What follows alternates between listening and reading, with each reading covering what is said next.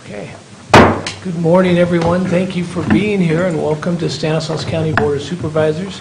Today is August 9th. It is almost 5 minutes after 9. I apologize for that. If everyone could please stand for the Pledge of Allegiance, and then please remain standing for our invocation by Pastor Michael Douglas from Advancing Vibrant Communities. I pledge allegiance to the flag of the United States of America and to the republic for which it stands, one nation, under God, indivisible, with liberty and justice for all. Heavenly Father, we thank you for those on the dais here who sacrificed to serve us, and we thank you for the sacrifices their families make, as well as they are in the service to our county and to us as well. In these challenging times, we pray for your wisdom in their deliberations today, and ultimately, Lord, we pray for peace in our streets and prosperity in our business community. Amen. Amen.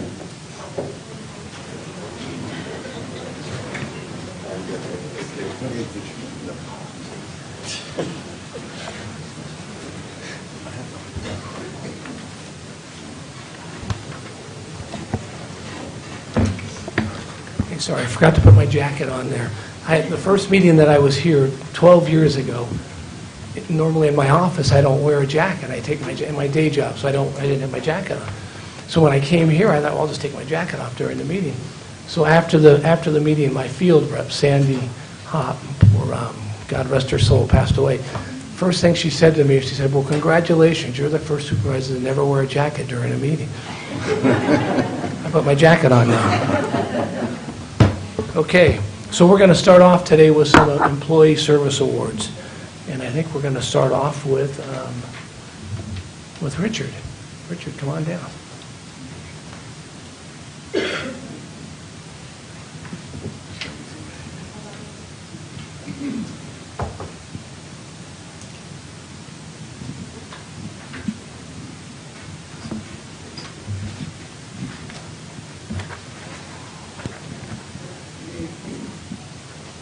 So I'd like to congratulate Rhonda Nunes on her 25 years of service to the people of Stanislaus County.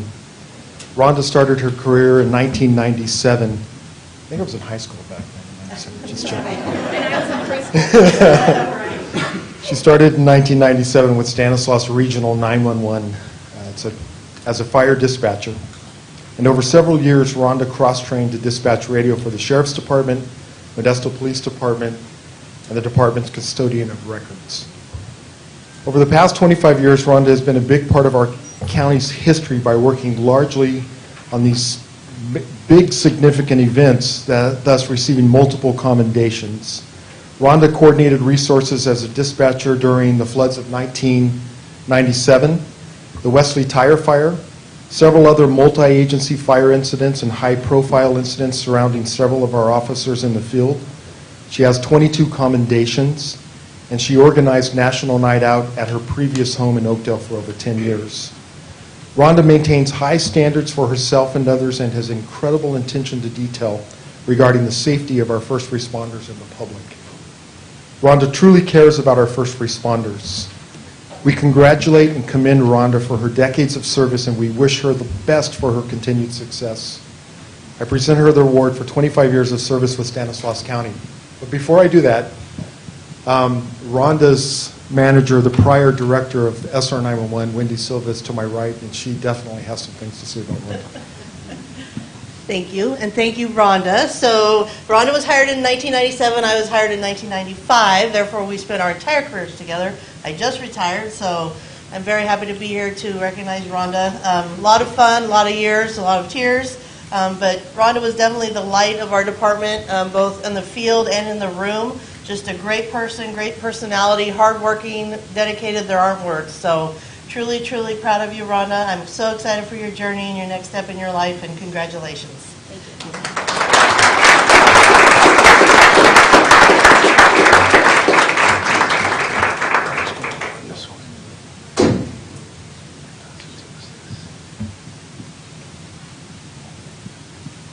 This is really special for me because in my prior life I spent 33 years in the fire service, and Rhonda was my dispatcher most of the time, and her service and dedication and professionalism has definitely kept me out of trouble.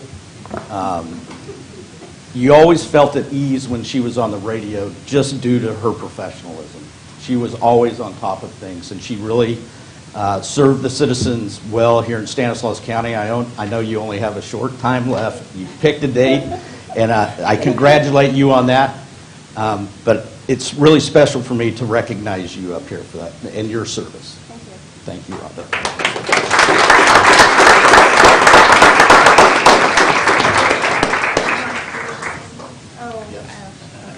Yep, there you go. Well, okay. First off, you give a dispatcher a mic, and I might ramble a little bit. But I do want to introduce my family, who've been here through this whole journey of 25 years.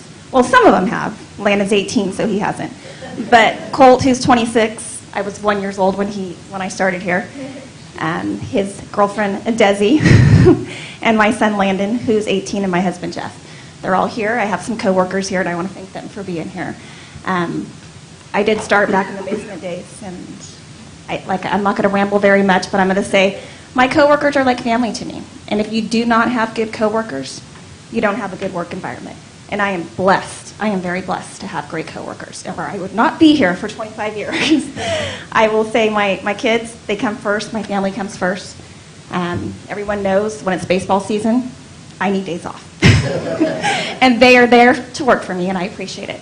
I'm retiring in about 4 or 5 months, and I can't wait. But I will give a little time back and work part-time. But thank you.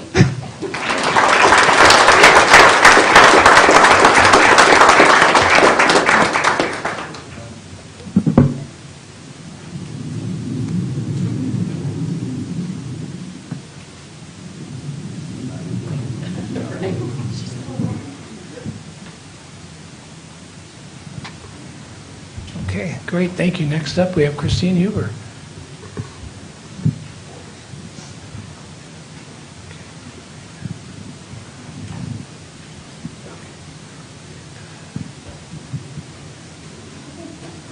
Good morning. I'm here to recognize Cheryl Armstrong for 25 years of service to Stanislaus County.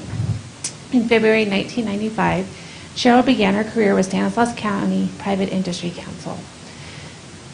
Though Cheryl had no previous experience in the public sector, she was ready for the challenge. From there, Cheryl went on to be assigned to the Department of Social Services. She was assigned to the medical unit as the only clerk assigned to a unit with all eligibility workers. This was a time when employee email, individual desk phones, and an automated welfare system was non-existent. Case files were paper only and were managed and maintained within the unit by sharing a budget calculator with several people. From 1999 to 2006, Cheryl worked in human resources payroll as a confidential assistant too. During this period, payroll was in the process of moving from paper time cards to utilizing PeopleSoft for timekeeping needs. Cheryl played a pivotal role in this implementation. Due to her efforts and expertise, Cheryl was hired as a confidential assistant 3 in the auditor payroll division. Cheryl returned to the Department of Social Services, now known as the Community Services Agency, as an admin clerk too. Due to Cheryl's previous experience and skill set, she was able to assist with preparing programs for implementation into her new welfare database. She was crucial in the development of CSA's intake case assignment database, which replaced 23 clipboards used to manually manage staff case assignments. Cheryl then served as a trainer for all of CSA staff on tasks such as scanning imaging documents and other various duties. Cheryl was appointed as the primary contact for getcalfresh.org.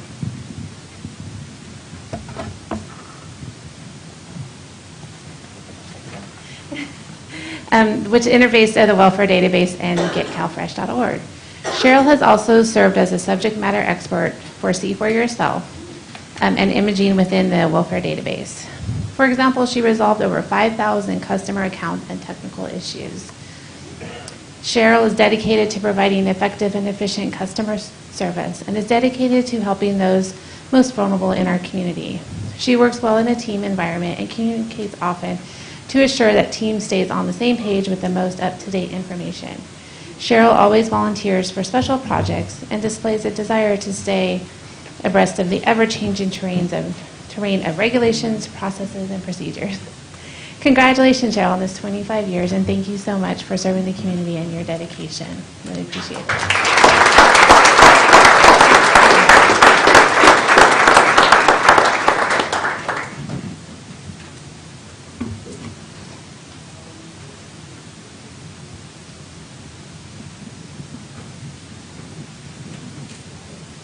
Thanks, Christine. Well, Cheryl, congratulations on the 25 years.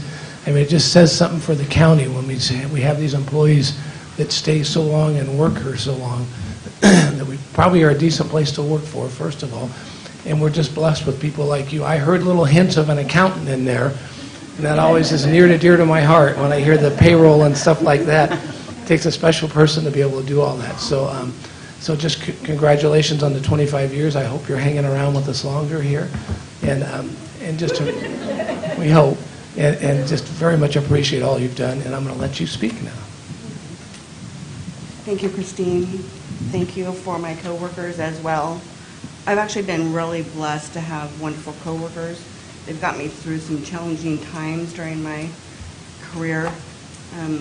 Thank you for those coworkers that are here, former supervisors, Angelica Gamboa, Julian Kelly, Ruby Cervantes, and my dearest coworker, Teresa.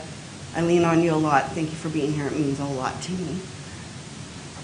I appreciate everybody support where I work.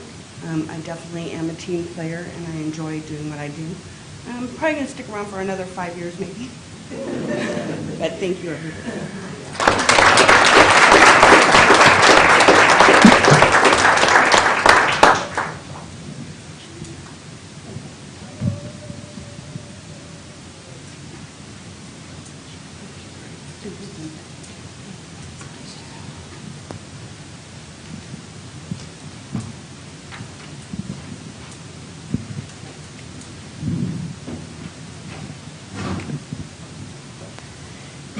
I would like to congratulate Margaret West on 25 years of service to Stanislaus County. Margaret started working in Stanislaus County in 1997 at the Department of Social Service, which is now known as Community Service Agency, as an account clerk 2. She then was promoted to an account clerk 3 in 2002 and an accountant technician in 2006. She then promoted to an accountant 2 in 2016 and in 2018 to an accountant 3, where she currently works. One of the common themes that I have seen in Margaret's career is her willingness to help others and volunteer for additional assignments. For example, she volunteered for an out-of-class assignment when work needed to be completed as her coworker was on leave. She also volunteered to be liaison for the United Way campaign. Margaret is fully engaged and wants to know about all the programs at CSA. She is flexible and focused on problem solving. A coworker also recognized Margaret for her encyclopedic memory, which I wish I had. I personally have worked with Margaret as she's been the child welfare accountant, and I was in child welfare for many years.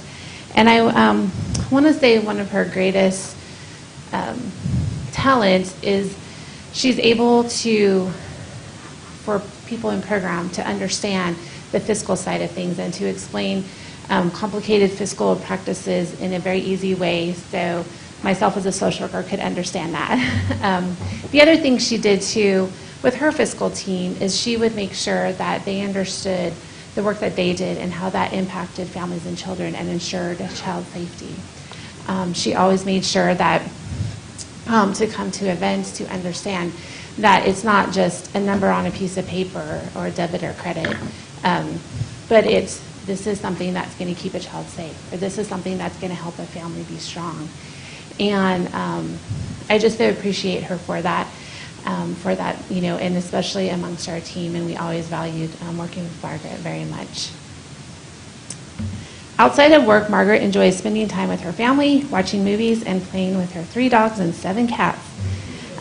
Margaret is also working on her bachelor's degree in accounting. So I'd just like to thank Margaret for 25 years of service and her dedication, and look forward to working with you for many more.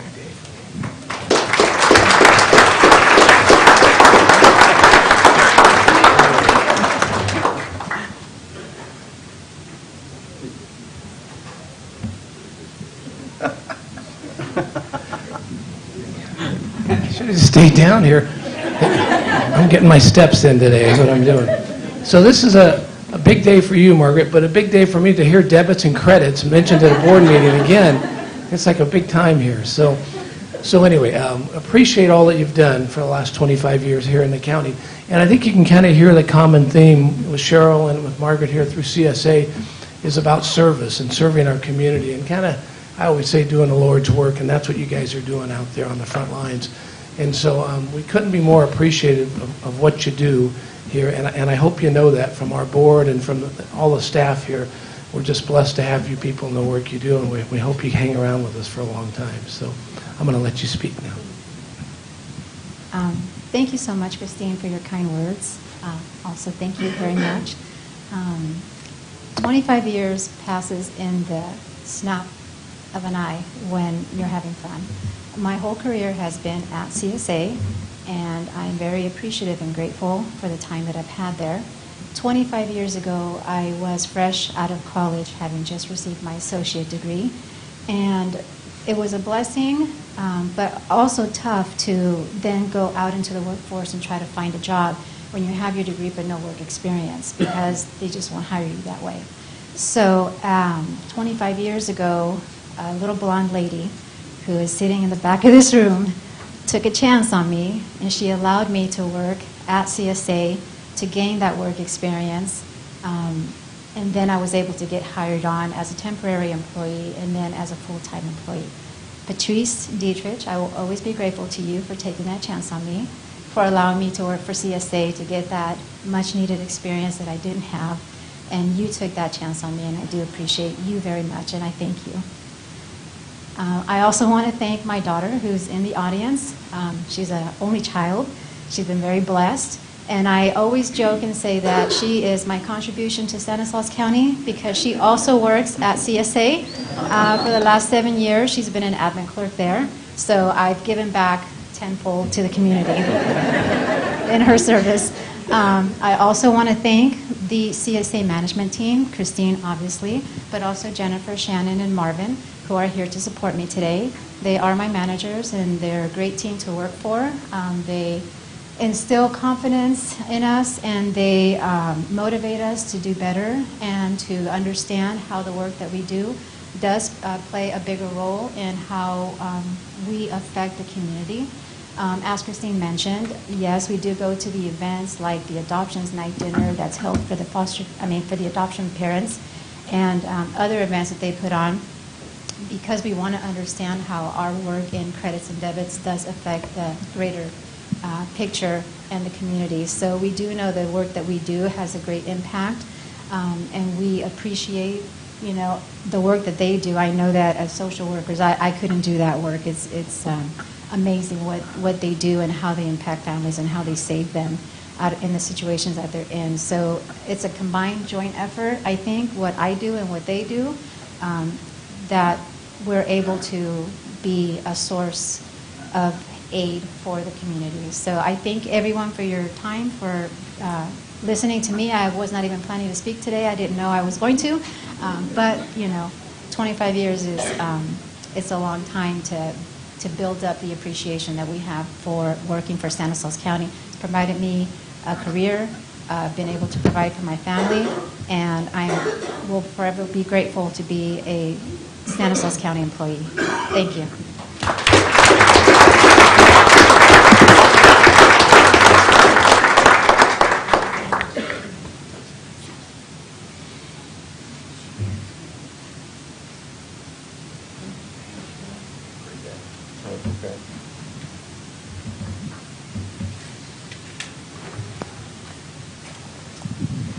So next up, I think, is Donna Linder. Donna is, here we go.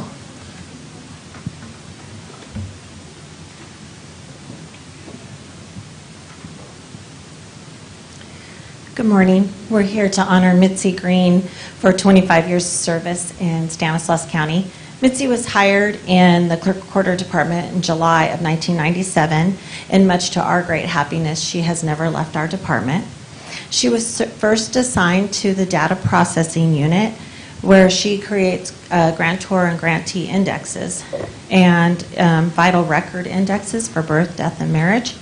She was recognized for learning very quickly in that department, and she is always willing to take on new assignments. So very soon after she started, she became a trainer for the data processing and has helped train new staff in that unit. Mitzi is also cross-trained in our vitals unit and our clerks unit, where she's given out birth, death, and marriage certificates. She's done passports and fictitious business names. She's always willing to help in every unit that she's worked in. She's also worked our front counter, where she's greeted all of our customers with a smile and always a pleasant greeting. She is currently in records retention, where she QCs and scans all of our official documents, and by code makes sure that those are available for the public and legible. She plays a vital role in creating film for the office, and due to her efforts, documents will be available for our public for generations to come, making a significant contribution to our public.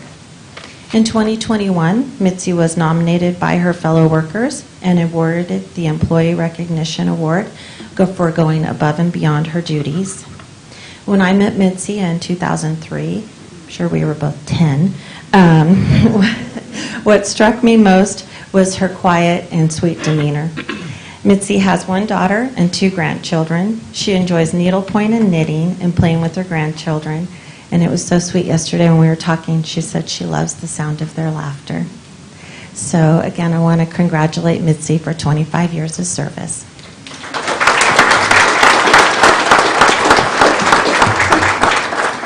Well, Mitzi, congratulations. And you think about in the clerk recorder's office, especially vital records, you know, you deal a lot with, you're like a priest, like a pastor, people with births, deaths, you know, marriages, you know, all kinds of things. You're seeing people at times when they're it's either happy occasions or sad occasions, or looking for these records and stuff. So it does take a special person to be able to do that and to deal with individuals as they come in at very kind of critical times in their lives. And so so you got to be good at this to be there for 25 years. So we very much appreciate all that you've done over the years. The county is very appreciative of your work. And again, we hope you stay, as we hope all of them continue to stay and work with us, because we need you. And so I'm going to let you speak now. Thank you. I didn't prepare us. I want to thank my coworkers in here that are here supporting me, and people that have supported me in the office that couldn't be here. And here's my speech. When I walked through the doors of the clerk recorder's office, I had no idea I would be here 25 years later. In that time, I worked with 3 clerk recorders and 5 assistant clerk recorders. I've seen so many faces come and go through the years. Many retired and many went on to other endeavors. I worked with people who became mothers, fathers, grandmothers, and grandfathers, myself included.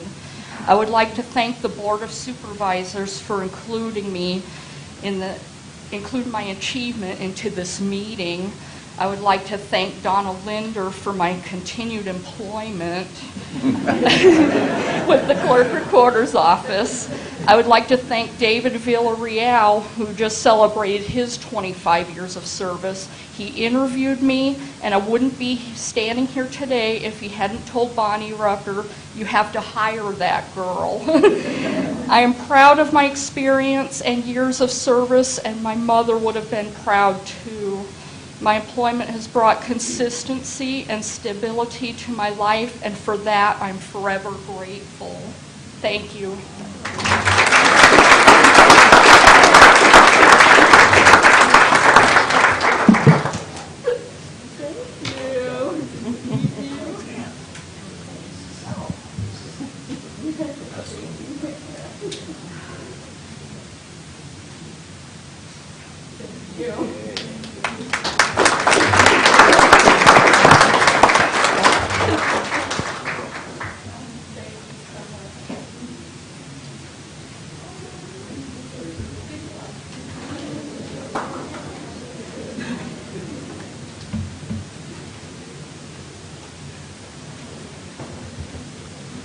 Well, that was great. It's always great, the employee recognitions.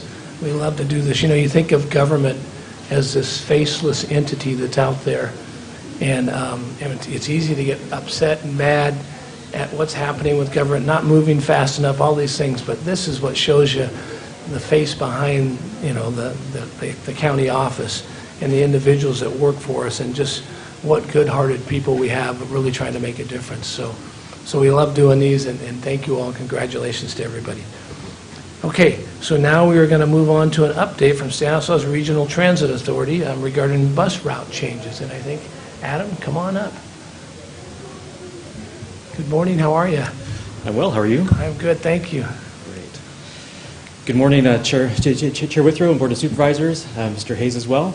I'm here today to provide an update on the Stanislaus Regional Transit Authority route changes. There we go.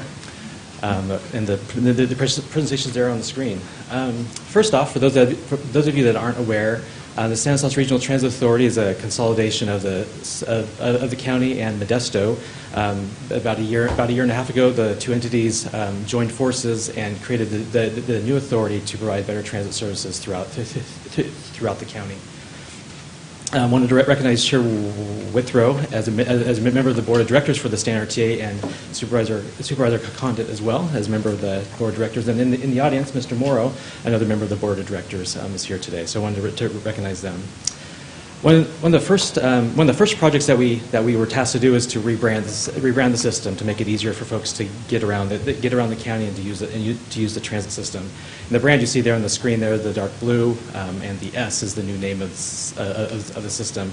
We're making some great progress in the rebranding efforts, which is great. With some of the buses that you see there on the screen as well, about 30 of them are done today, with another 50 or so to go. So we're on track, and hope to have that done by the end of the year. But the next big project that we were doing is the route changes, looking at all the routes to find a way to make them run more efficiently to get people around better. And so we're dubbing this project the S Vision 2032, which is how we can restructure the routes now, but plan for the future as well for all the routes. With the main goals of this project to integrate the old START and MAX routes. START was the system operated by the county, MAX was the system operated by Modesto. To integrate those routes into new network, but also to get more people on the bus, to improve ridership on the bus. Also to make sure that there was an equitable distribution of routes in the urban and rural areas, in the low income and minority areas, on the fixed routes. But then on the demand response side, making sure that we're serving those people that need to be served with that demand response system. A couple of the milestones that we've done to date. A lot of community outreach. We've done 22 different engagements, which I'll talk about here in a bit. We've done an online and onboard the bus survey to get more information from riders on what they want to see and where the routes could be improved. We've looked at alternatives to the routes, which I'm going to go over today as well. Then an existing conditions report, seeing how many people ride the bus today, if the buses are on time, and other things that we can improve. And actually looked at cell phone data as well to find out where people are traveling from within the county so we can better plan the routes. So some early community feedback that we've gotten is to improve the poorly timed routes, to make them on time more often, to serve more of the underserved areas, to develop a little transit hub in series, which I'll talk about more in a minute, and improve the days of operation and the frequency of operation as well, at bus stops and at bus stop shelters in different communities. Some of the things that we're going to introduce and planning to propose are to introduce Sunday service on all routes. Some of the routes do not have Sunday service today, and that's a big request that we've gotten from the riders. Improve service to 15-minute or 30-minute frequencies on all routes. Add some new routes and eliminate some non-performing routes, and have better connectivity with the Turlock transit system. And lastly, to pilot a new BART commuter service on the weekend. Right now we have BART commuter service on the weekdays, but we've gotten some requests to serve on the weekends as well. So some of the feedback and some of the some of the community outreach that we've done so far. is some focus groups in our Spaghetti Bowl area, which is the West Modesto and Ceres area. Gotten some great information there. We've held briefings with local government staff in almost all the cities in the county. We presented different MAC meetings. We held pop-up events at the Transit Center and at the mall here in Modesto.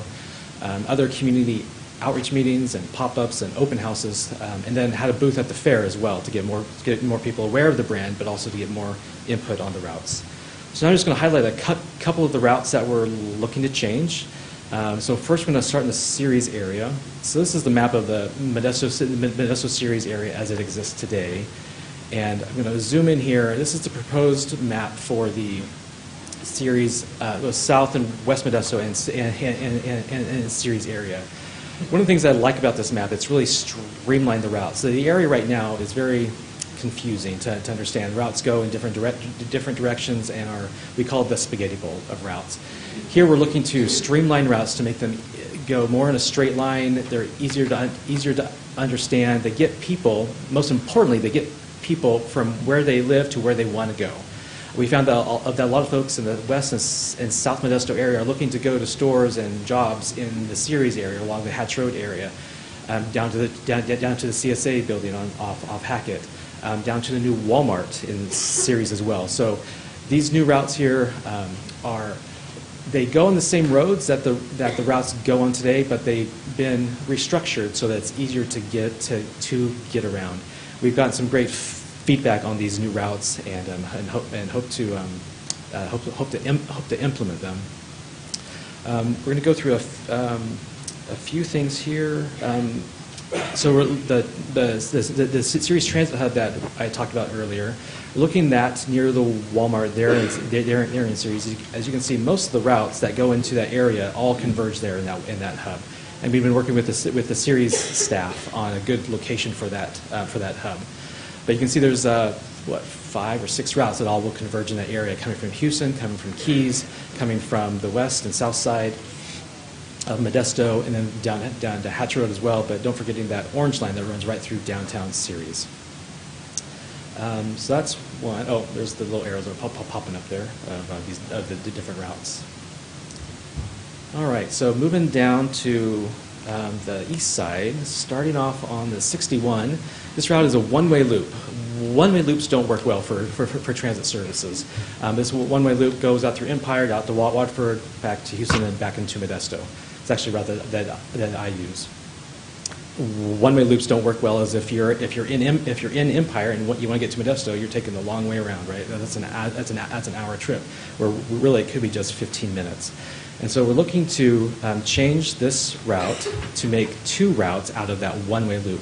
So these 2 routes would be bi-directional service. So one route going from Modesto all the way out to Waterford through Empire, and with bi-directional service, so that if you're in Empire trying to get to Waterford, or if you're in Empire trying to get to Modesto, you can go both directions and get to where you need to go. So we're proposing to operate that every hour to get folks in there.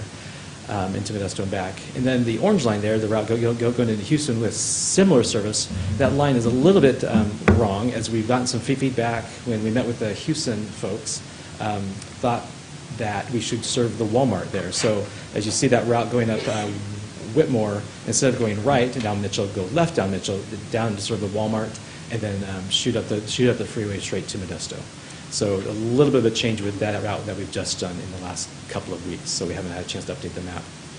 But that's one area that we're looking to change to provide better service, bi-directional service for these parts of the community. Another route that we're looking to actually, this will be a new route, Route 24, a new route serving the Empire area going up Roselle up to Riverbank. This provides direct connectivity for Empire folks, but also for Modesto folks living on the east side of town to have the direct connection to the Riverbank shopping area. And then something that we learned as we proposed this route, even after we proposed this route from Riverbank City Council members, is that there are actually some high school students that live in Riverbank trying to get to Enoch's High School without bus service. And so they walk down Roselle, and this bus service is going to fix that problem.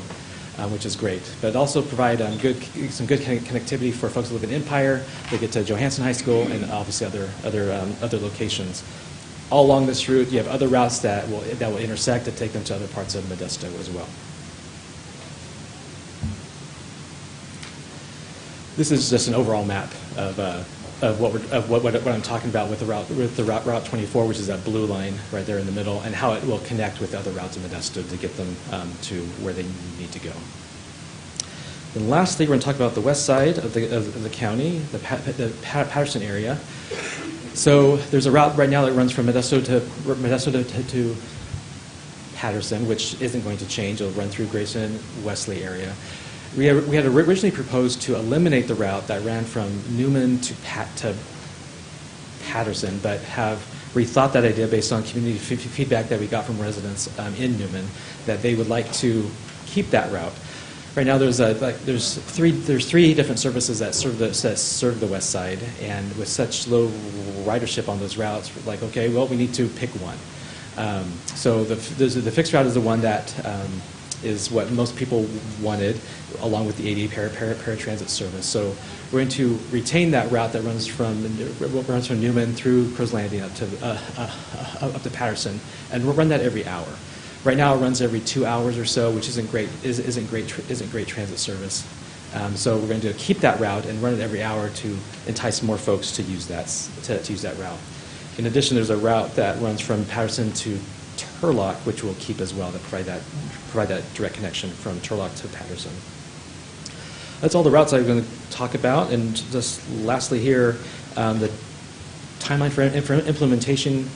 We've done most of the outreach now, and we're just getting the plans in place, making sure that all the timetables work, with the intent to go to the Stan RTA Board of Directors in late September for approval of this plan, and then start the work to promote it and make sure that the public knows about these changes, with implementation probably first of the year, with a February launch.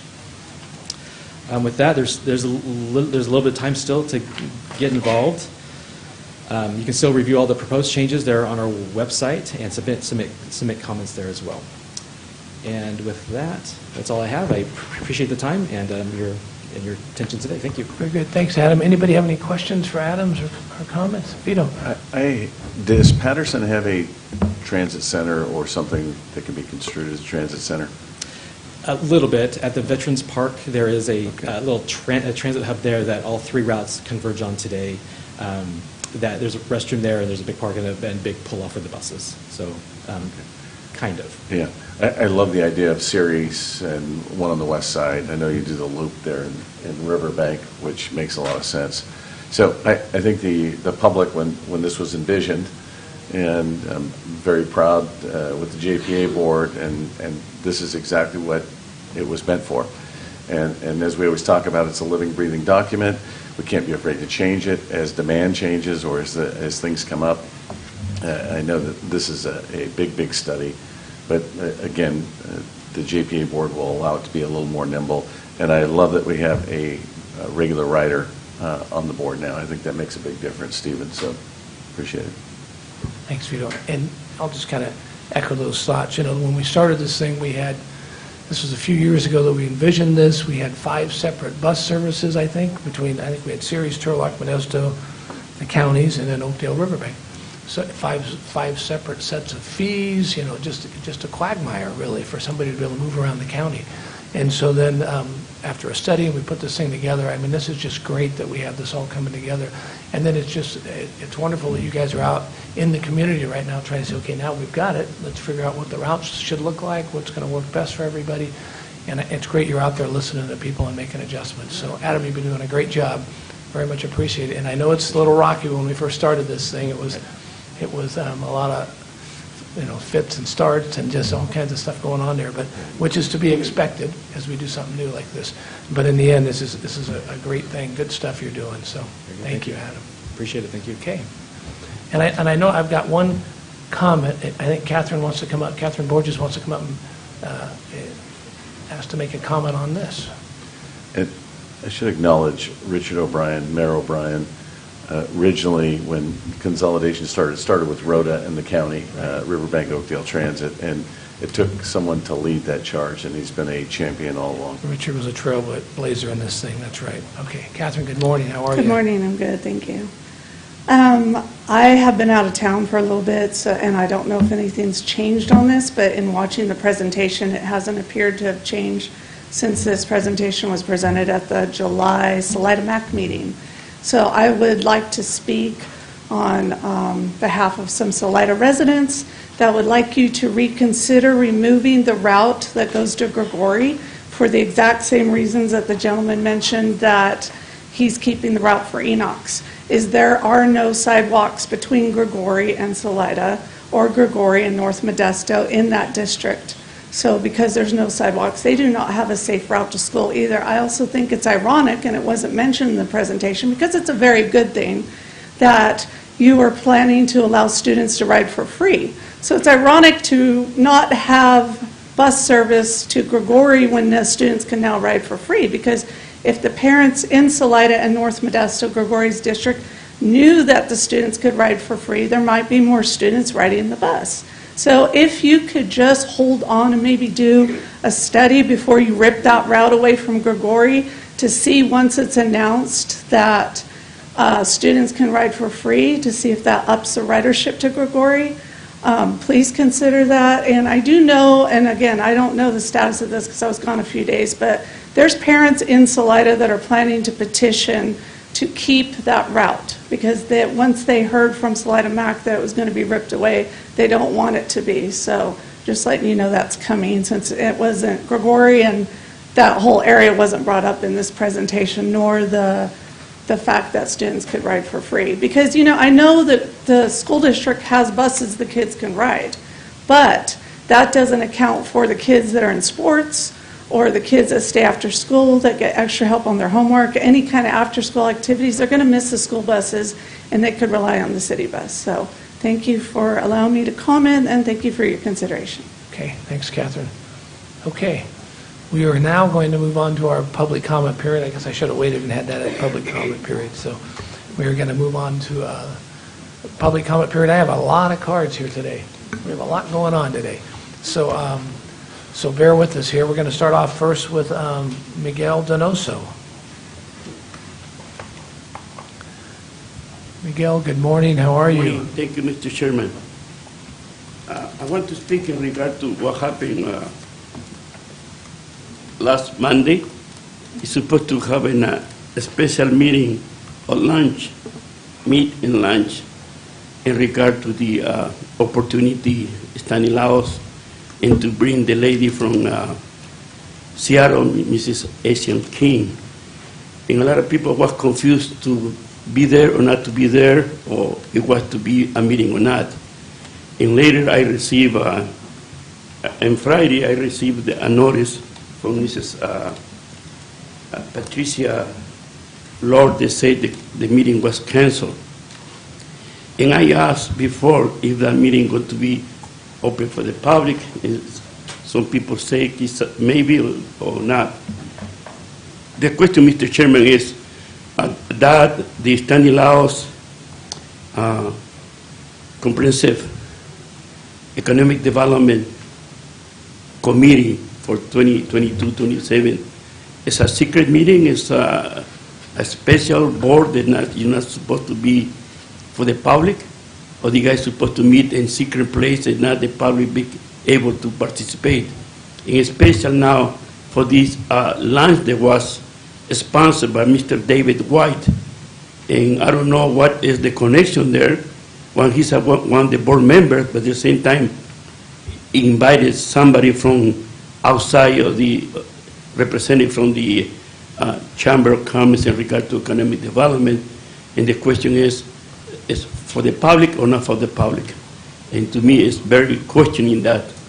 And I hope somebody have the answer. Thank you, sir. Okay, I'm going to let, no secret meetings. I'm going to let Jody talk about it here.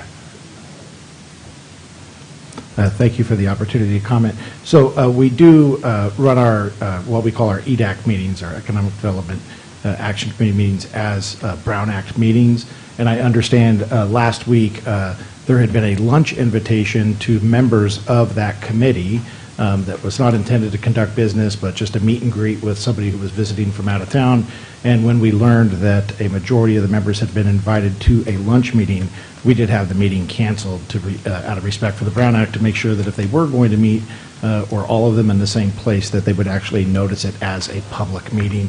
And since we had already passed the timeline to do that, we went ahead and just canceled the meeting. So that was it. Okay, perfect. Thanks, Jody. Thanks, Miguel. Okay, next up, we have Mr. Monteroso, Joseph Monteroso. Mr. Monteroso, how are you this morning? I'm all right. You? I'm good, thank you. Have you guys ever thought about what's caused this hassle over this little road? Do you ever read the stuff I give you? I know you can answer because Mr. Hayes answered. Let me give you a quick rundown. I got seven documents stating that it's a private road and not the county's concern. 7 letters signed by lawyers, Lehman, the Fontana, you name it. Mr. Condon and Mr. Lehman sneak out to Oakdale, meet with some neighbors, and all of those are thrown away. All of those legal opinions are thrown away.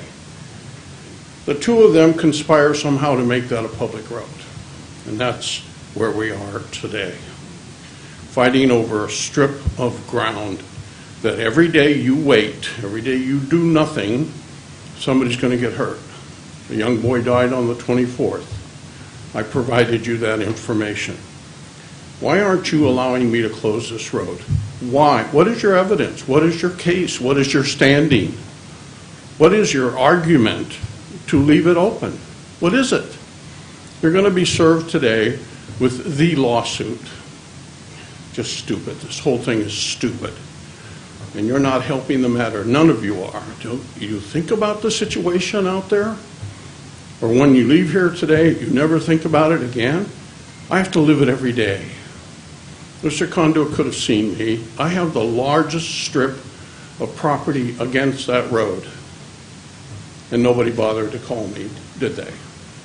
No, they did not.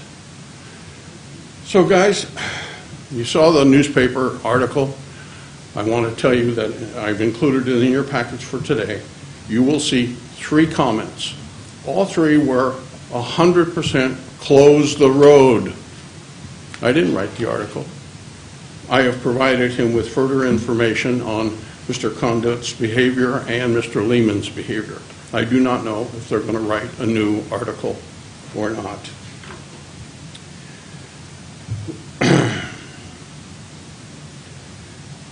I guess, my argument is simply straightforward. We have a dangerous situation in my backyard, and you're stopping me. Legal is stopping me. Why? You have no standing. You don't own any of the property. It's never been a road. It's never been a public road. 116 years ago, it was rejected not to be a public road. It's not a public road today.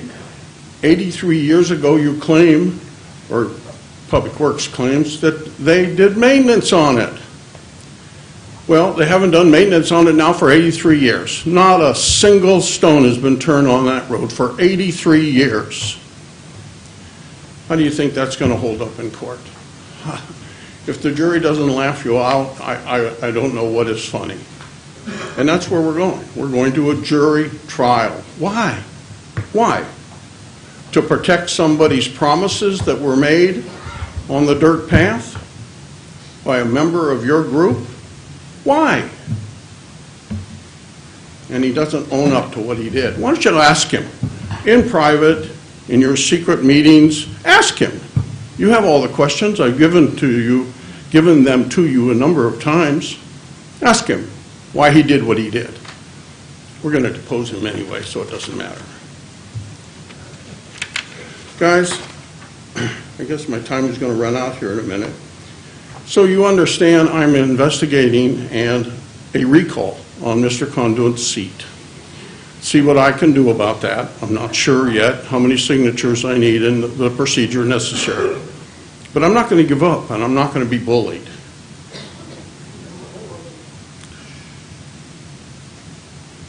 Ask him. how did Chaz, keep forgetting his last name, Bandy, how did he get to be a fireman with a felony record, for God's sakes? Who fixed the record? And how many other records have been fixed? Is this business as usual for you guys? I don't think so. I got a yellow. I should run the red light here shortly. Guys, this is stupid. Don't listen to counsel, because he's only trying to protect, he knows I don't like him, so he's only trying to protect his own butt. Don't listen to him. This is not worth it. Thanks for your time. Thank you, Mr. Monterosso. Okay, next up we have Michelle Burke.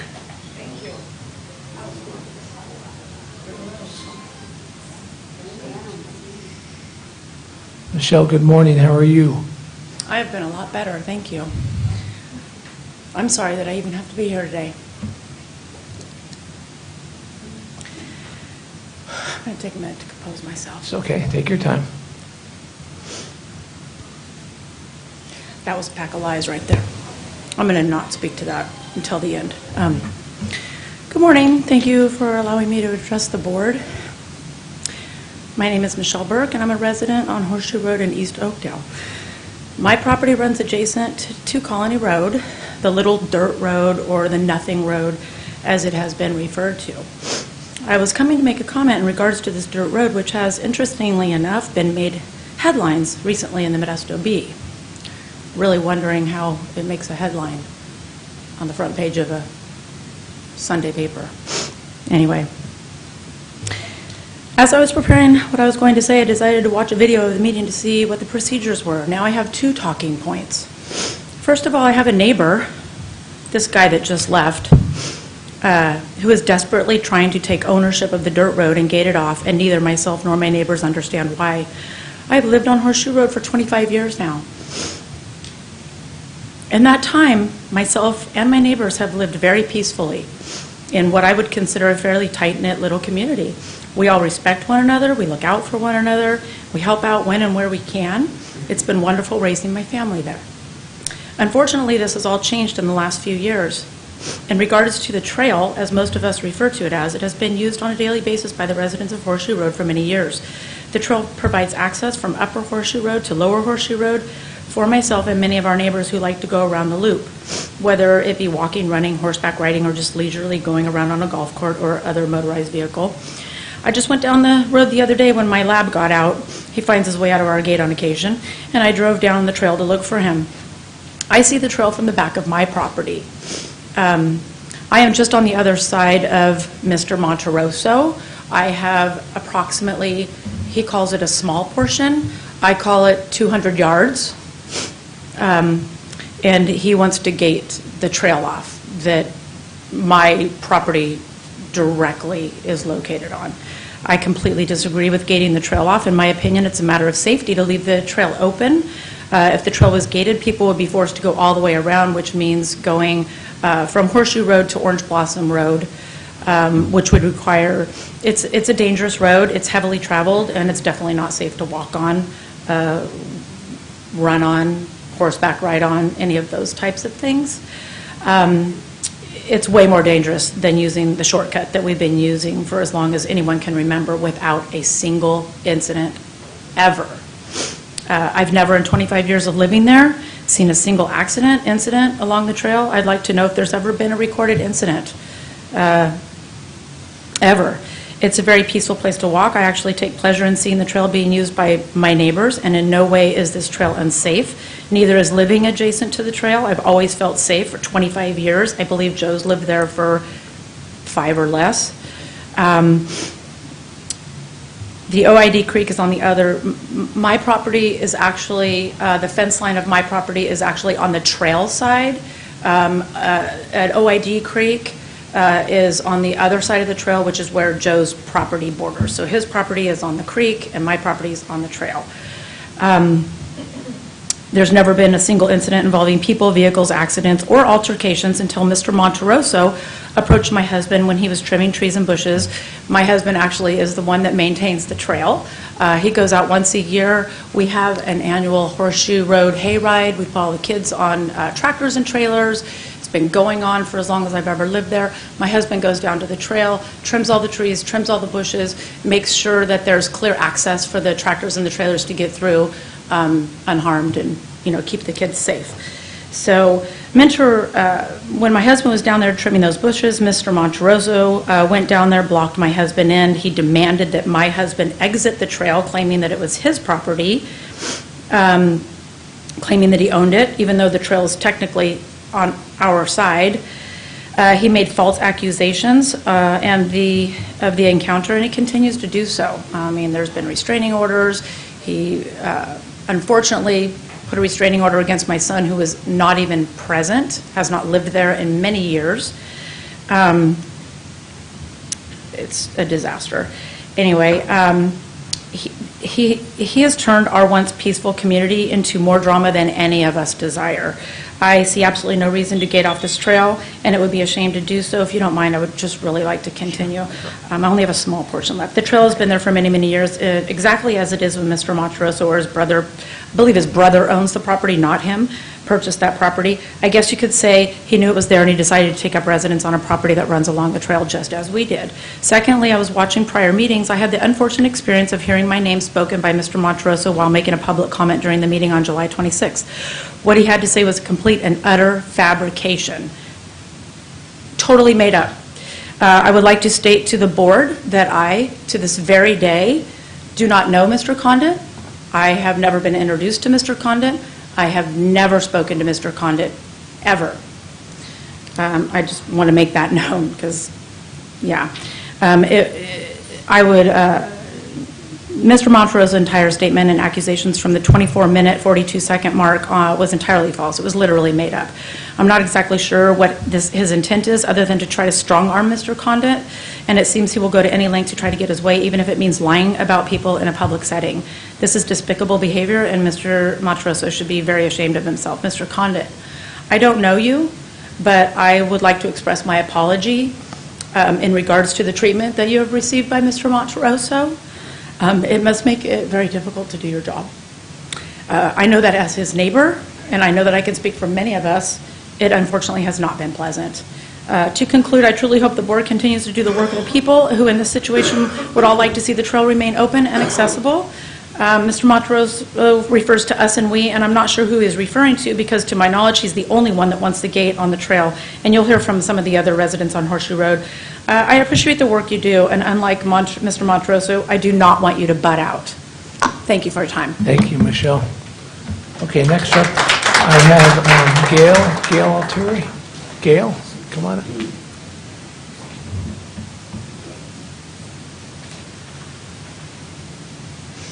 Gail, good morning. How are you? I'm wonderful. How are you, Good. Mr. Withrow? Good to see you. Good morning, supervisors, friends, and ladies and gentlemen in the audience. My name is Gail Altieri, and I have lived on Horseshoe Road since July 4th of 1979, going on 43 years. I am one of the 4 of the longest living residents on Horseshoe Road. I have been a very proactive resident of Horseshoe Road. My first community project was establishing our Horseshoe Road phone directory. Secondly, myself and John Maddox were instrumental on getting the 35-mile-per-hour signs posted, which, by the way, supervisors, needs to be lowered to 25. I have been in charge of our annual Horseshoe Road garage sale and our long-running 45-year-old Halloween hayride. Back in the 80s, I got the Neighborhood Watch program started, and just within the past few months, I personally made the sign for the Colony Road stating, "Please, 3 to 5 miles per hour. Do your part." We as a neighborhood are here today in solidarity. On Horseshoe Road, we practice civility, respect, and neighborliness. We are an ag, horsey, outdoor community. The Colony Road is used by bicyclists, baby strollers, joggers, equines, walkers, ATVs, and golf carts. Our neighborhood is united, strong, and we live in harmony. There are so many talking points that could be covered today regarding our Colony Road. The other speakers will address them. I believe our presence here today was sparked by the article on the front page of the Modesto Bee on Saturday, July 31st, 2022. This was, in my opinion, the most one-sided piece of journalism I have ever read. We are here to address some of the issues, and like Paul Harvey would say, here's the rest of the story. Thank you. Thank you, Gail. Okay, next up I have Linda, is it Donaldson? Donaldson. Linda, good morning, how are you? I've seen better days. What did I do to your last name? Tell me. Donaldson. Donaldson, I'm sorry. Thank you very much for having us. My name is Linda Donaldson.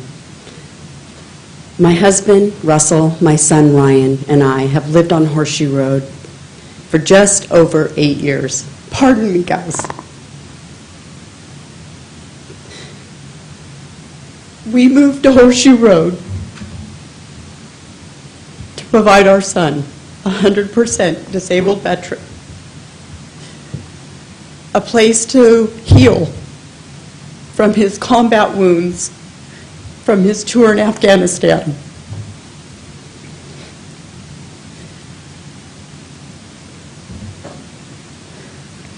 I'm sorry, guys. It's okay, take your time. It took us a long time to find a peaceful place where our son Ryan could be comfortable, that was peaceful and calming for him. Ryan has a lot of scars from combat. We were lucky, unlike a lot of parents, to get our son home in one piece. Anyone that has served our country in combat as a dispatcher, as an EMT, as fire, or as law enforcement knows your scars don't just go away. You must learn coping skills to assist with those and have a strong support system. We were very blessed with amazing neighbors who care and support Ryan and our family in this relocation. It's been very beneficial to him. It's been a long journey. Until October 30th, 2021. On October 30th, 2021, Ryan and 3 other adult males were confronted by Joseph Monterosso, a resident from Lower Horseshoe. All 4 men were on Colony Road clearing the trail, or Old Colony Road, for our annual Halloween hayride. Joseph alleged that the 4 men were trespassing in his backyard. Joseph attempted to incite violent reactions while encroaching in their personal space, challenging Ryan's honorable military service, jabbing his finger in their faces while calling the younger men hotheads, and much more. Joseph was repeatedly asked to leave, but he chose to stay and harass these men while they were on a public road. Joseph left the safety of his gated compound in an ATV drove down to Old Colony Road, a public access road, to harass, badger, attack, and bully 4 grown men. These men had chainsaws and equipment necessary to trim these trees to make it safe for a group event for our community. He made a choice. As a result of this confrontation, Joseph attempted to obtain restraining orders against all 4 of our neighbors, including my son, who I might add is 100% disabled, and my husband and I are his caregivers. We have been since 2013, when he was released from the hospital when he came home from Afghanistan.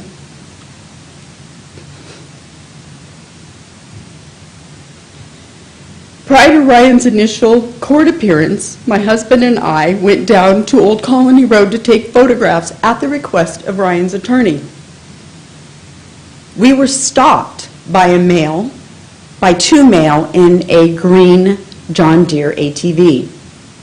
We didn't know who the man was. I turned on my phone. We repeatedly asked the male to move. We finally eventually passed that man, and we figured out the man was Joseph Monteroso. We'd never met him. We didn't know who he was. We didn't know what he looked like. He followed us to the lower end of Horseshoe Road and continued to harass us.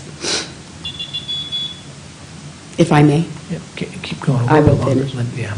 I'll make it quick. Okay. Continued to harass us.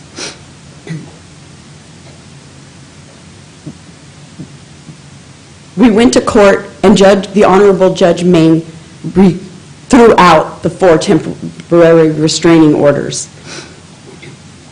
Mr. Monteroso had lied on the affidavits and attempted to obtain further restraining orders in January of 2022. We all agreed in that restraining orders to drop them. I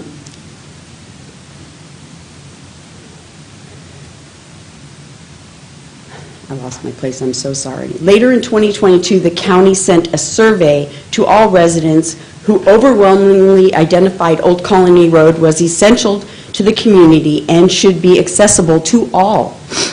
The county BIS board agreed. Since then, several meetings occurred. Mr. Monteroso, as you know, is suing the county. He has also initiated civil lawsuits beyond the county in an attempt to intimidate, bully, and harass Horseshoe residents. Mr. Monteroso needs to recognize the will of the residents of Horseshoe Road and acknowledge the county and recognize Old Colony Road. He won't. He feels entitled, sitting in his $14 million home that he's owned for less than 5 years. The county, I'm asking that you post the road immediately, eliminating any doubt that it is indeed a county road, and stop Joseph Monteroso and his wife, Barbara Monteroso's claim that we are trespassing in their backyard, on their private property, when we use that road to chase our cows down, as we did yesterday, or use it with our ATVs or on our horses. It's extremely difficult to fight this man's bullying and harassment, stalking and threats, constant frivolous lawsuits when the county won't do their part to help us. We need your help. I don't know how I'm going to fight the new lawsuit that you can look up that is now online that he just served on us without your help. Thank you. Thank you, Linda. And thank you. We all appreciate your son Ryan's service and your guys' service. Thank you. Next up, we have Tom Gookin. And I hate cutting anybody off, but we're going to have to make these a little shorter, guys, or we're going to have to get dinner here. Well, I'll try to do better. Don't pick on the old men, though. Huh? Okay. I'm Tom Gookin. I've been a resident of Horseshoe Road since dirt was invented, or February 1968. A little bit of history of Old Colony Road. In the old days, Horseshoe Road was the bootlegging capital of Stanislaus County. And according to Dan Donnelly, the local bootleggers used that to escape the revenuers because it was brushy side of the hill there on Mr. Monterota's property, which was the Holloway Ranch at the time. It's been used for the last 45 years for the annual Horseshoe Road hayride. Local women have been walking the path for exercise, and we all need that, upper and lower Horseshoe Road. If you get out on Orange Blossom Road, you're on Suicide Alley. You put a fog line, it's on the curb. There's not even room to stand on it. 4-H kid groups have used it as the leader lived down the road. When Paul Gruning lived down there, the horse group used it heavily. Justin Geib used it to walk his 4-H steer on, back and forth. That road was established in 1918, was part of the Orange Blossom Colony with Rodden Brothers. Why would somebody have the road over on a ranch here when it was part of the subdivision here? And this problem was all caused by the county. In 1970s, a lot of people subdivided Horseshoe Road. And in order to get a 5-acre minimum to get the split, they let them use half of Horseshoe Road, half of Old Colony Road, half of the Cape Horn Ditch. I guess it was to get more tax money. I have no idea. But I think if you look on Old Colony Road, the stakes from Joe's side might come out this way, but the stakes from the other side, Lemons and Burke's, whatever, who bought Lemon's place, come out from the other. Because it was halfway not given to them, but used to get the 5-acre minimum. And that's where all the problem lies. And personally, living out there that long, I would like to see you put a 3-way stop sign on Old Colony Road. Slow down the bats a little bit has moved out there in the last 30 or 40 years. But it's the county's problem where they let them give them to this and give them to that. Now, it's up to you guys to settle it. Capiche? Got it. Thank you, Tom. Okay, next up I have Teresa Tovar.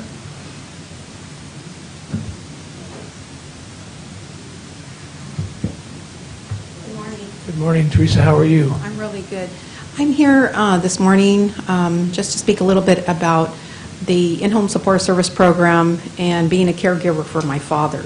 Unfortunately, I became a caregiver not out of wanting to, but out of a necessity. He has had a wonderful caregiver for 5 years.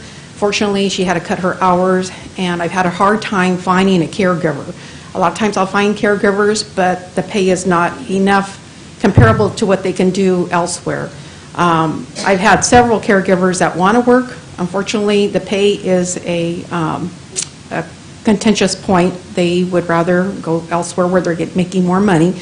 I've also had people telling me, you know what, I'm having to drive too far. Gas is too expensive. I understand. We're all in a crunch right now. The economy is bad.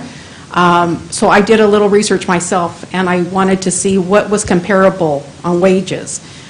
So I put this together just as a view to show you that currently the in-home supportive service caregivers are making $15.50 an hour. If you look at this, Wetzel Pretzels are offering their employees $16 an hour. The Sonic Drive-In is offering $18 to $20 an hour. A dishwasher, $16 an hour. A housekeeper, $16.25. General labor, $17 to $18. Receptionist, $17. Warehouse order selector, $17. A retirement home aide, $16 to $17. A night caretaker, $18. McDonald's, $16.50. Bevmo, $17. Trader Joe's, $16. And another caregiver in private, $17. All of this came out of Craigslist and different online searches that I did in our immediate county. I just would like for you to please take this into account for negotiations. The people that do this work are unsung heroes. It's hard work. You're doing life-saving measures for these people, making sure that the elderly and disabled are getting the care that they need in their home. Without these people a lot of them would be in a really bad situation. So I would just really would like for you to consider this at negotiations. Thank you. Thanks, Teresa. Okay, next up, I have Sharon Getchell.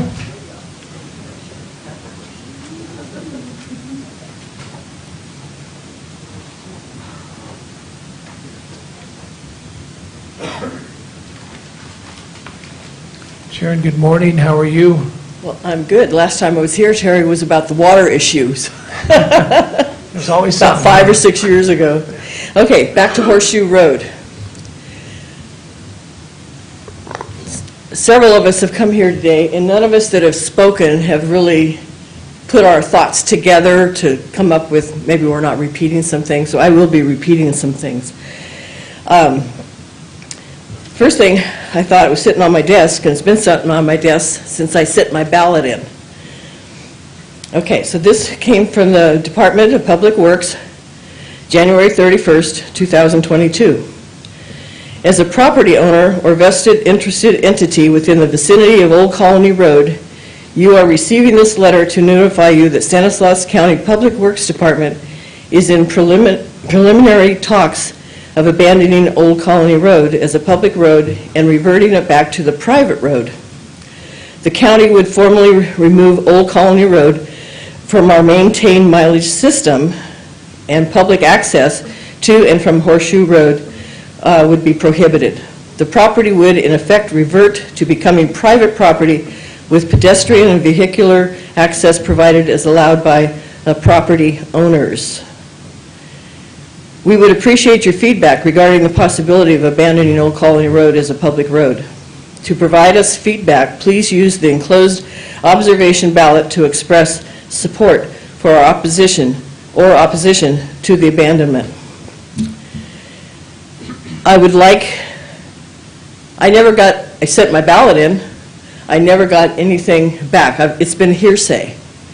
I understand it was almost unanimous of the ballots that went out to keep it open as a public road. I've lived on Horseshoe Road for 18 years and walked that road for 18 years.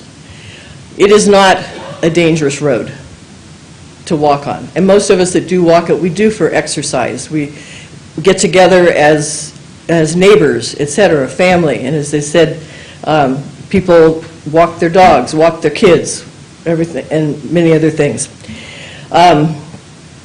It is not a dangerous road. I've been in a lot worse in state parks, etc., on walking paths. So the danger really is not there.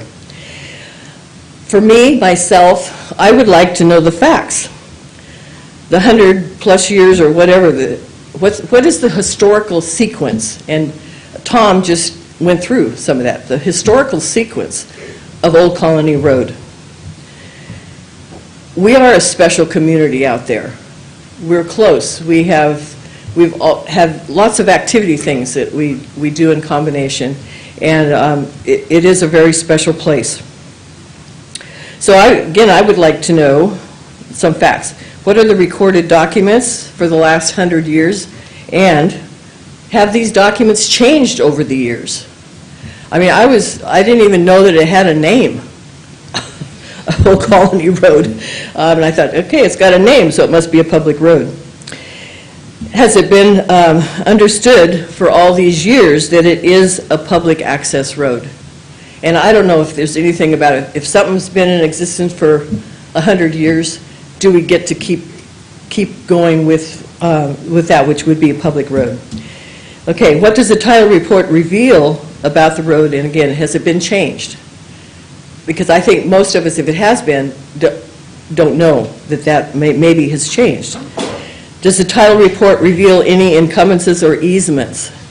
I even called the county and I said, well, I first thought maybe OID had an easement on that because I call it the creek, but it's part of OID system going out there.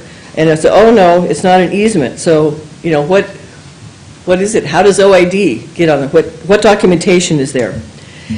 So kind of the bottom line for me is, what is the root cause of this issue? What's the root cause? And when you find out, or we come to some agreement of what that might be, please let us know on Horseshoe Road the facts and why for so many generations this has not been an issue. Thank you. Thank you, Sharon. Okay. Next up, I have Sherry Murphy.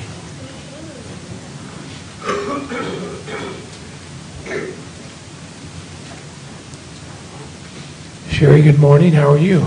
I'm good. How are you guys? Good, thank you. Okay, so I've lived on Horseshoe Road since November of 2018. My husband and I moved there. Best move we ever made. We've made some great friends, some great neighbors, and as you've heard, we do a lot of things together. We have parties, we have barbecues, we have a water slide that we put up for the kids, and all kinds of stuff. As you can see, Mr. Monterosso, he left because he doesn't like to hear the truth. And the truth of the matter is, he is the bully of Horseshoe Road. My husband and son went down the trail, we call it the trail, and he confronted them. My husband thought he was waving to him to say hi. Well, he wasn't waving to him. He told him, what you're doing is illegal, you're trespassing, and you're not to be on that road. I own that entire road. He has posted signs on his property that say, no trespassing, what you're doing is illegal, and I'm going to put a gate up. And, he's making life miserable for all of us. As you heard my friends, where he's suing them, and he's had restraining orders. It's been really difficult this past year. And why now? Mr. Monterosso has lived there, I don't even know how long. I've never met the man. It's the first time I've seen him at all. But why now? What is his issue? Nothing's happened on that trail at all. My husband and granddaughter, my grandkids love the trail. They come out, Grandma, can we go on a Kubota ride? That's what we call our RTV. So we take them on a Kubota ride. My husband and my granddaughter, who was 7 at the time, went down the trail and they saw a doe frantically going up and down the trail. And as they got closer, her fawn, maybe 4 days old, my husband said really tiny, was stuck in the fence, was stuck between and could not get out. Well, my husband and my granddaughter got that fawn out. If my granddaughter were here, she could tell you word for word everything that happened because she remembers that. It's a learning place. It means things to us people that live there. And as everybody said, please don't close that trail. It's a part of our neighborhood. It's a part of the way we live. It's a part of our life. It's an asset. It is not a liability. Thank you. Thank you, Sherry.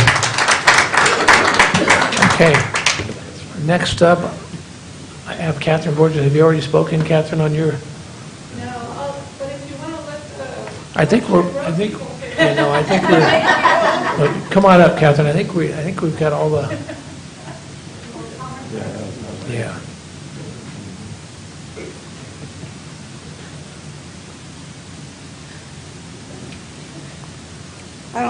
I don't know anything about the Horseshoe Road thing, but the lady sitting next to me that was a in-home care aide went on one of the hay rides out there, and she mentioned that to me right now, so there's a public benefit for it. Okay, good morning again.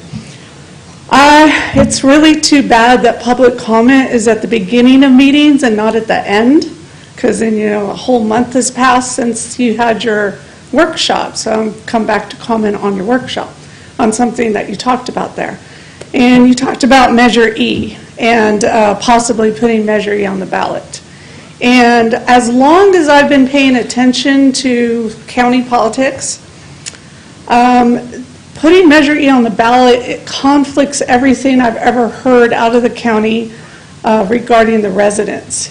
That the growth should be steered towards the cities. I 100% agree with that. The city is what has the services. I mean, yes, the county does provide some of those services, but steer the growth to the cities. That is a county policy that you've always talked about. Another one is that residents are a drain, where that having houses, they're a drain on the county, they're not a benefit. So I don't understand why you would want to do a gamble, because Measure E really is a gamble, because it has to pass the voters. You're going to be spending, if the county puts Measure E on the ballot, and that's what I assume you're talking about from that workshop, you're spending hundreds of thousands of taxpayer dollars on a gamble.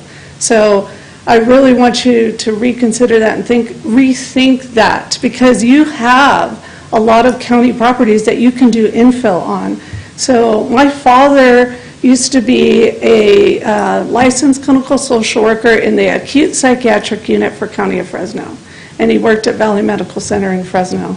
And Valley Medical Center was closed, I don't know how many years ago now, I'm not keeping track of it, but it was first sold to UMC, it became UMC, University Medical Center. I think Community Hospital bought it. And then now the county is taking that hospital and they're turning it into housing. And you guys have that hospital in Scenic, you could do that. You could reopen it for mental patients if you wanted to, but you could also turn it into housing. You talked about turning the jail into housing, so why not the county hospital or other properties you have? Because the county, and as long as I've been paying attention, the county has quite an inventory of county properties that you could convert to housing, do infill, steer the growth to the cities. I thought it was kind of cute the way it was delicately said, because I realize what your RENA requirements say. The RENA requirements on paper are met by Salida, but you guys didn't say Salida out loud. I know that. But as long as it's on paper, we could have a recession coming. They keep saying that. The housing market is starting to level off. We could have a recession coming. Don't gamble on doing a Measure E ballot measure just to put housing in the county when you're against that anyways. So that's what I wanted to talk about with Measure E. I was like, oh man, Measure E. Okay, anyways, thanks for fixing that sign behind the Salida Library, the thank you for visiting Stanislaus County sign. And then it's been months, I think that was the last thing I had. It's been months since I've come and asked something to be done about this. I'm asking again. I thought I'd show you this wonderful picture. And so this is the rubbish pile that is in the basin from hell at the entrance of my neighborhood.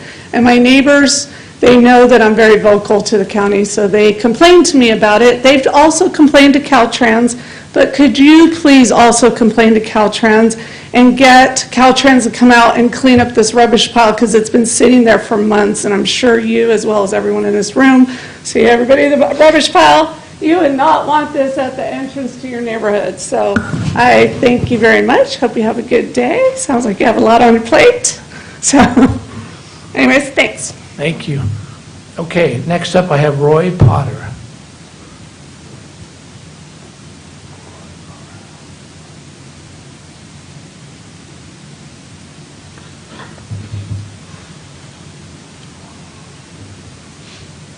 Roy, good morning. How are you? Well, I'm fine. And how are you this morning? Good. Each and every one of you there? Thank you for asking. Well, I'm here on behalf of UDW.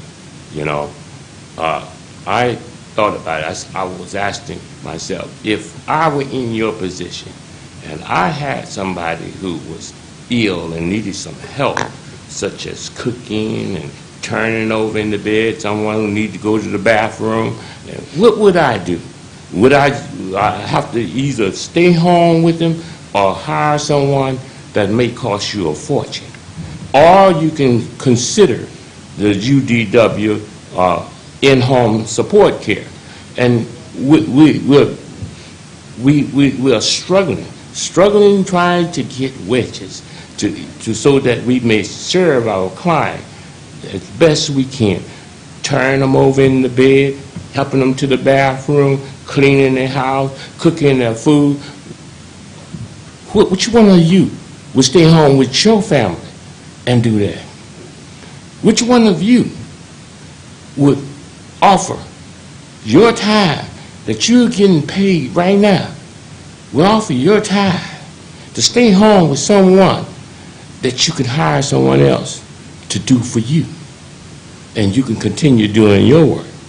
But since we are all striving to get better because of the prices going up and everything around you going up, when you walk into a grocery store, you want to cry. But that's just the way it is. So we're asking for you to give us an increase in our wages that we may be able to serve the people of our community better. Thank you, Roy. Okay, next up I have Darlene Everett. Okay, then next we have Kimmy Cross. I'm looking at, oh, sorry, Renee.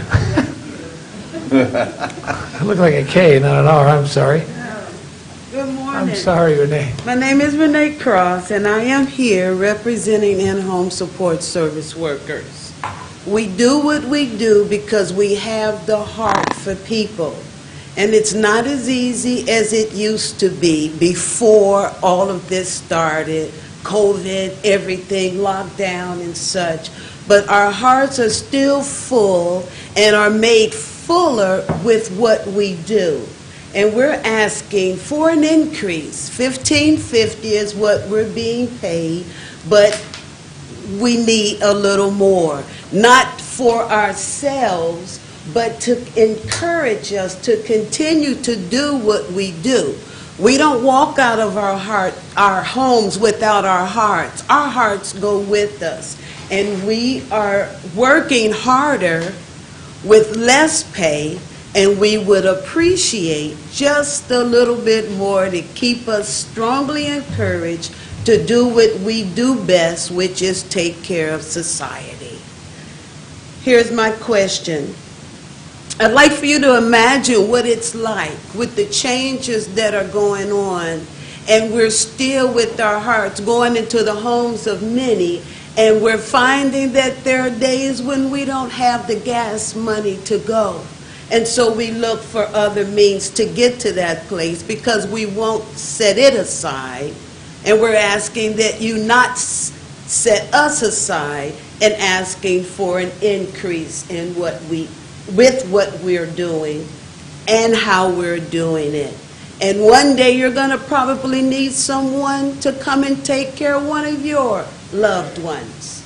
And I hope that it's one of us that does that because we do what we do because we love what we do. We're asking for you to at least consider it, bless us with it, because we will continue to bless society with what we've been given, which is a big heart for big people who need it. I thank you for your time. Thank you, Renee. Next up, we have Sophia Rodriguez.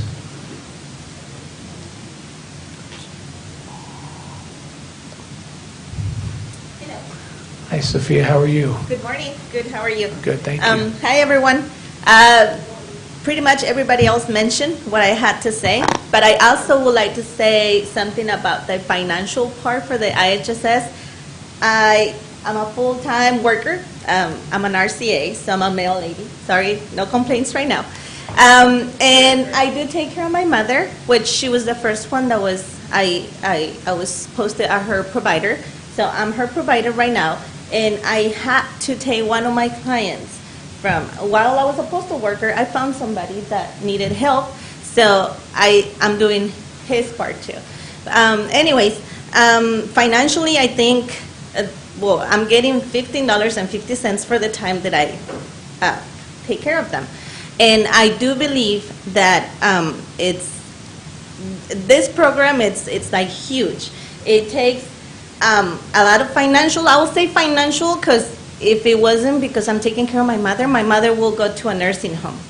A nursing home, the insurance will pay for it, but just imagine how much they'll pay because she's been like this for 9 years. So I think I'm saving a lot of money on that spot. I'm also saving a lot of money by helping the other person that it's in physical, behavioral, and mental health. He's just going down. But I think $2, $17.50 is like awesome for everybody. Like it'll help us a lot, even to buy some candy. We use a lot of gas. They're sending orders way far out there to Palo Alto. Sometimes they go Stockton just for appointments. There are certain things that are not here in the county, so they have to go way out there. We don't get paid mileage. We don't get paid for gas. So my $46 in 3 hours are gone. In less than 3 hours sometimes. So I will say that you guys should consider those extra $2 for everybody who's working in-home support services. Is not just at home. It's within the community. They live on fixed income, which is just a very little amount, $1,100 in 1 month. What do you do with $1,100 a month? I spend that in less than a week. How can that be? And we're finding resources for them. If anybody needs any food resources for your clients, come to me. I will let you know. There's food resources for them that if they don't have a caregiver, they cannot get them. They don't know how to do it. Everything is being digital now. Everything is on social media. They don't know how to use that. They barely know how to use a phone to make a call.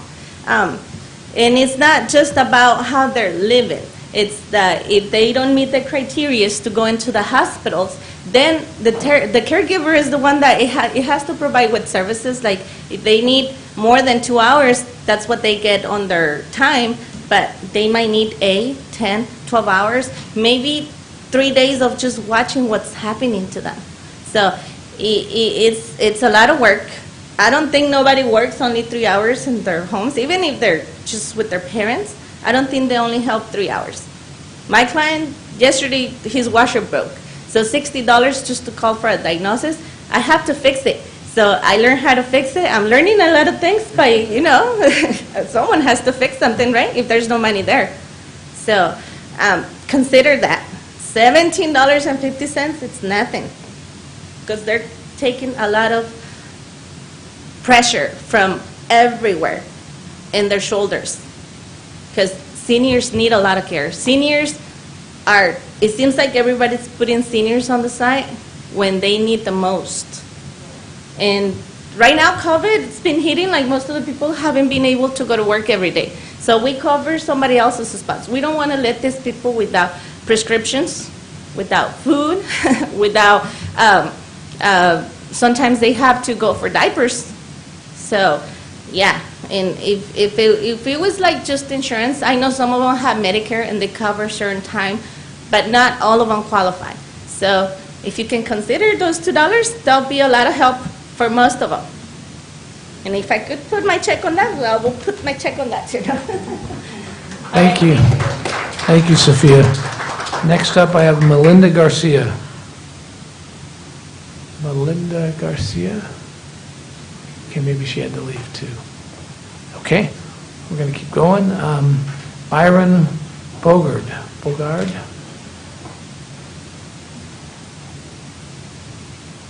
Byron, good morning. How are you? Good morning. I first want to say thank you for the focus the last couple meetings on the cannabis ordinance and the cannabis issues that we've been dealing with. Again, my name is Byron Bogard. I own Highway 33 dispensary. And the reason why I wanted to come up and talk to you guys today, I could go on and on about all the different issues, but my question is very, very specific. It was great to see and hear the employees that you guys were honoring earlier. And my experience with the county over the last couple of years has been, that the staff is great. Now Damien heading up the cannabis sector has been great and helpful. But for the last 9 months, I've attempted to recapitalize, sell, or partner in my dispensary, and I keep being told no, that I'm not able to do that. That I'm being told no by county council, and I've been told by staff. And so I'm going to just take my time here, and I'm going to read to you guys specifically my development agreement. And then I'm going to ask all of you if you think that this tells me that I can sell my business. 21.2, no change in permittee's ownership or in the composition of the permittee's ownership shall be made, and no transfer or sublease of the lease agreement shall be made without providing county with 30 days prior written notice. If the change, transfer, or sublease change control over the use of the property, the operations of the permittee, or the actions or activity of the permittee, then prior written consent of the county must be obtained 30 days before the change, transfer, or sublease. 21.3, notwithstanding the above, the county chief executive officer shall evaluate in good faith any request for a transfer of rights to a third party under this agreement, and shall not unreasonably withhold approval of such request. Now again, I've requested for the last 9 months to do this. and I keep getting pushback. I never get a clear answer as to why I can't do what it says here. And I'm beyond frustrated. I'm not a confrontational person. Even coming here and having this confrontation with you guys today has been bothering me for the last week, keeping me up at night, because it's just not something that I want to do. I've come up here repeatedly over the last 5 years and expressed to you that I look at the county as my partner, my business partner that I've given you guys over $700,000 over the last 3 years or 4 years. I've taken home myself, for my family, my 3 kids, $40,000. $40,000. And I can't even get county council to respond back to me on the agreement that I negotiated with him, with my attorney, because as an entrepreneur and been an entrepreneur for the last 20 years and has had family members, including my mom, suffer and die of cancer, I wanted to make sure that if I had cancer or if I died in an accident, that all my effort and energy wasn't for naught. And so we made sure that this was in there, and now I'm being told that I can't. And so I'm going to continue to bring this up until I get some sort of resolution or at least an explanation back, because the only other option that I'm being told that I should do is to get my other fellow dispensary owners together and file a lawsuit, a class action lawsuit. And that's not what I want to do. I want to have a good relationship with the county. But I need to be treated with respect, and I need to be communicated with respect. And I need people to honor what it says in here. So that's my question to you is, take this. And I'm going to send this to you guys individually, and I'm going to continue to bring this up, because that's the question is, you guys are all smart enough, you guys can all read. If you're reading this, I would think that you agree with me that I can sell my business. Thank you for your time. Thanks, Byron. Okay. Margaret Country, and is Margaret still here? I think Margaret might have left too. Okay. So,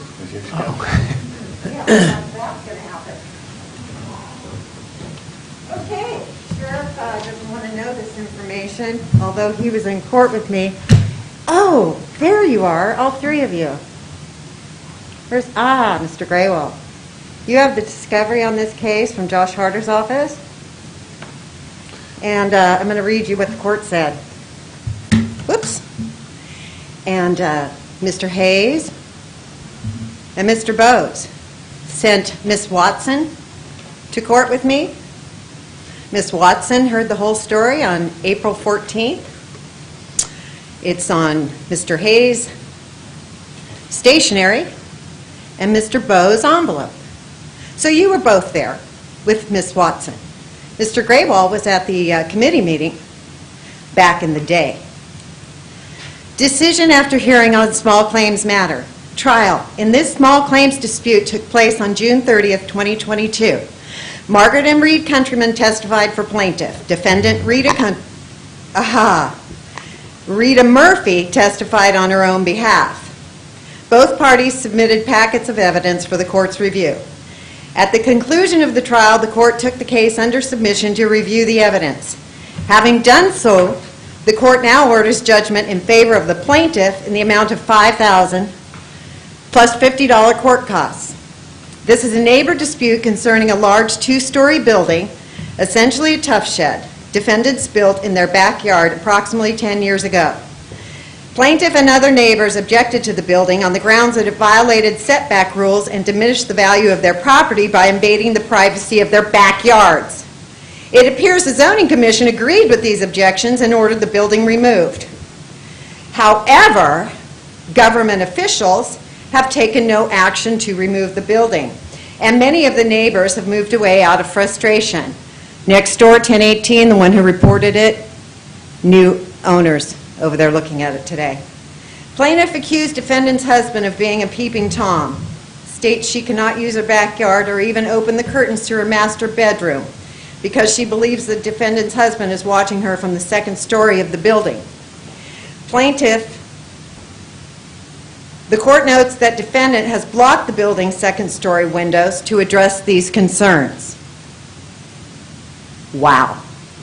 However, blocking the second-story windows does not change the fact that defendant has erected a two-story building overlooking the plaintiff's backyard in violation of applicable building codes, and that the looming presence of this building has diminished the value of the plaintiff's property by significantly reducing the usability of plaintiff's backyard and house.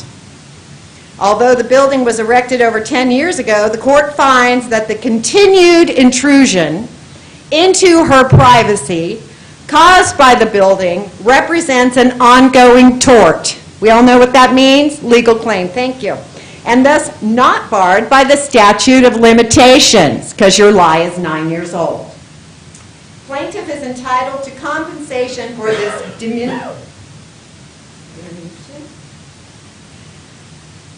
Okay, in value, judgment for the plaintiff in the amount of $5,000 plus $50 court costs. So you didn't take the building down, Mr. Hayes? Why? Because you committed, why did Mr. Bose hide from me and threaten to call the sheriff?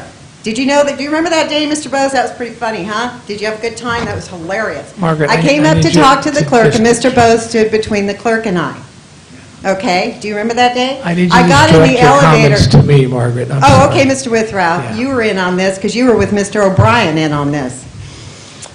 So anyway, I got on the elevator with the mayor, and we rode up and down a couple times with Brandvold. It was pretty funny because you wouldn't talk to me. The city clerk turned beet red because you didn't know what to say because you just threatened to call the sheriff. Well, the sheriff's right there. You want to call him? Let's call Margaret, him. I need, yeah. Oh, Mr. Withrow, let's call him. Okay, so he's involved. Okay, because he's the one, you claimed a statute on your June letter in 2013, which is a federal crime. And everybody in this building knows you lied.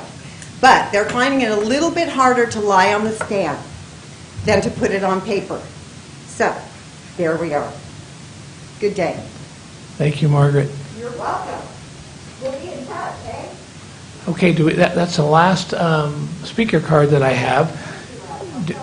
Do we have anybody else that didn't fill out a card that would still like to come up? Come on up.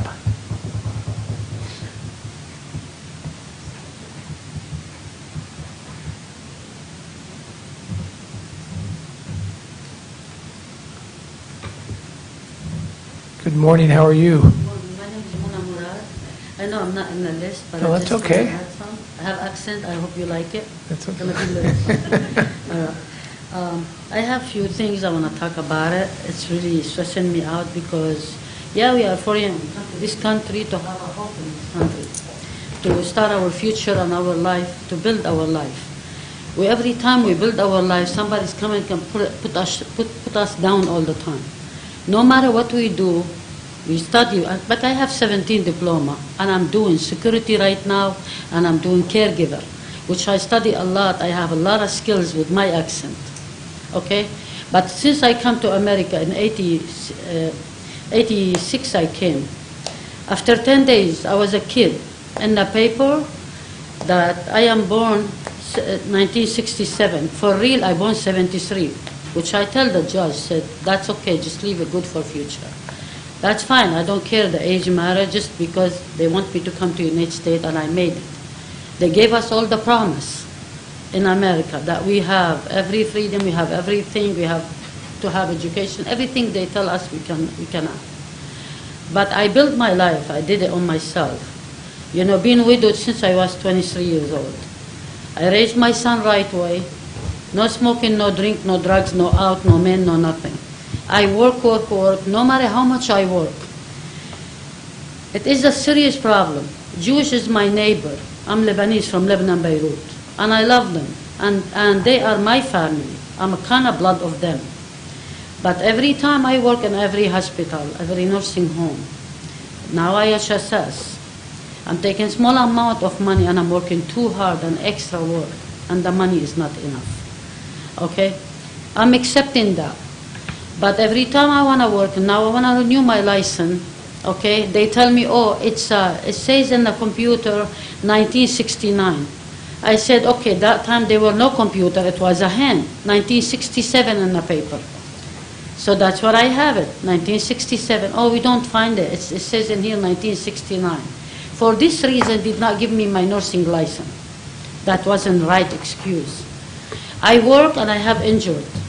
I did lawsuit. What they did, I win my case, okay?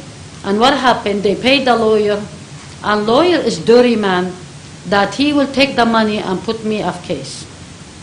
Mr. Gary Nelson, that I have to went to him for IHSS 3 times, been injured very bad. I fall, I had surgery, I've been sick, and I went to work, and I'm injured, I'm sick, I kept working, and he told me you want a lot of money, and then like I went, and the Jewish came, lawyer Jewish, come to me and tell me in private, oh, whatever it's over there with the Palestinian in my country, or I mean, the Palestinian neighbor to them, whatever it is, you know, it's not my problem. I born a child and I grew up, I was 14 for real, and I come to United States.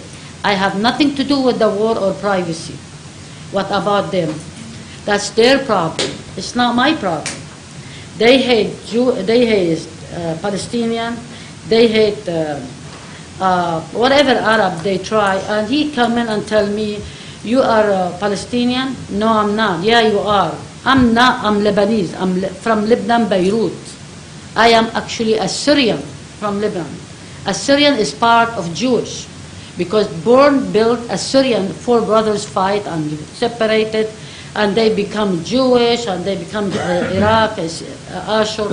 They were brothers. It's not my fault what the history was. It's nothing to do with me. I'm a newborn in this country. Okay, I came to America. You cannot bring the hate, anger over there in Lebanon, wherever, in Iraq, or in Jewish place, you know, to Israel, to bring it to United States. They have to stop the hate. Now, it's not my problem. You make me sign for fake. I won the case 3 times, and I didn't get not even a penny.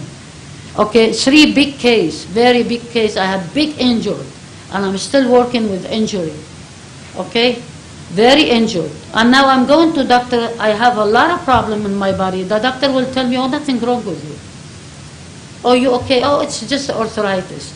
It's not the truth. They pay. Because all the hospital, when I work in Kindred Hospital, they tell us, every hospital in the United States, every nursing home, every caregiver, every place that medical is belong to us. Okay? And I was happy because, yeah, Jewish, I love Jews, they're my family. Okay? But to be against me as a personal just because I born in my country, to bring the anger and hate to United States, you can't do that.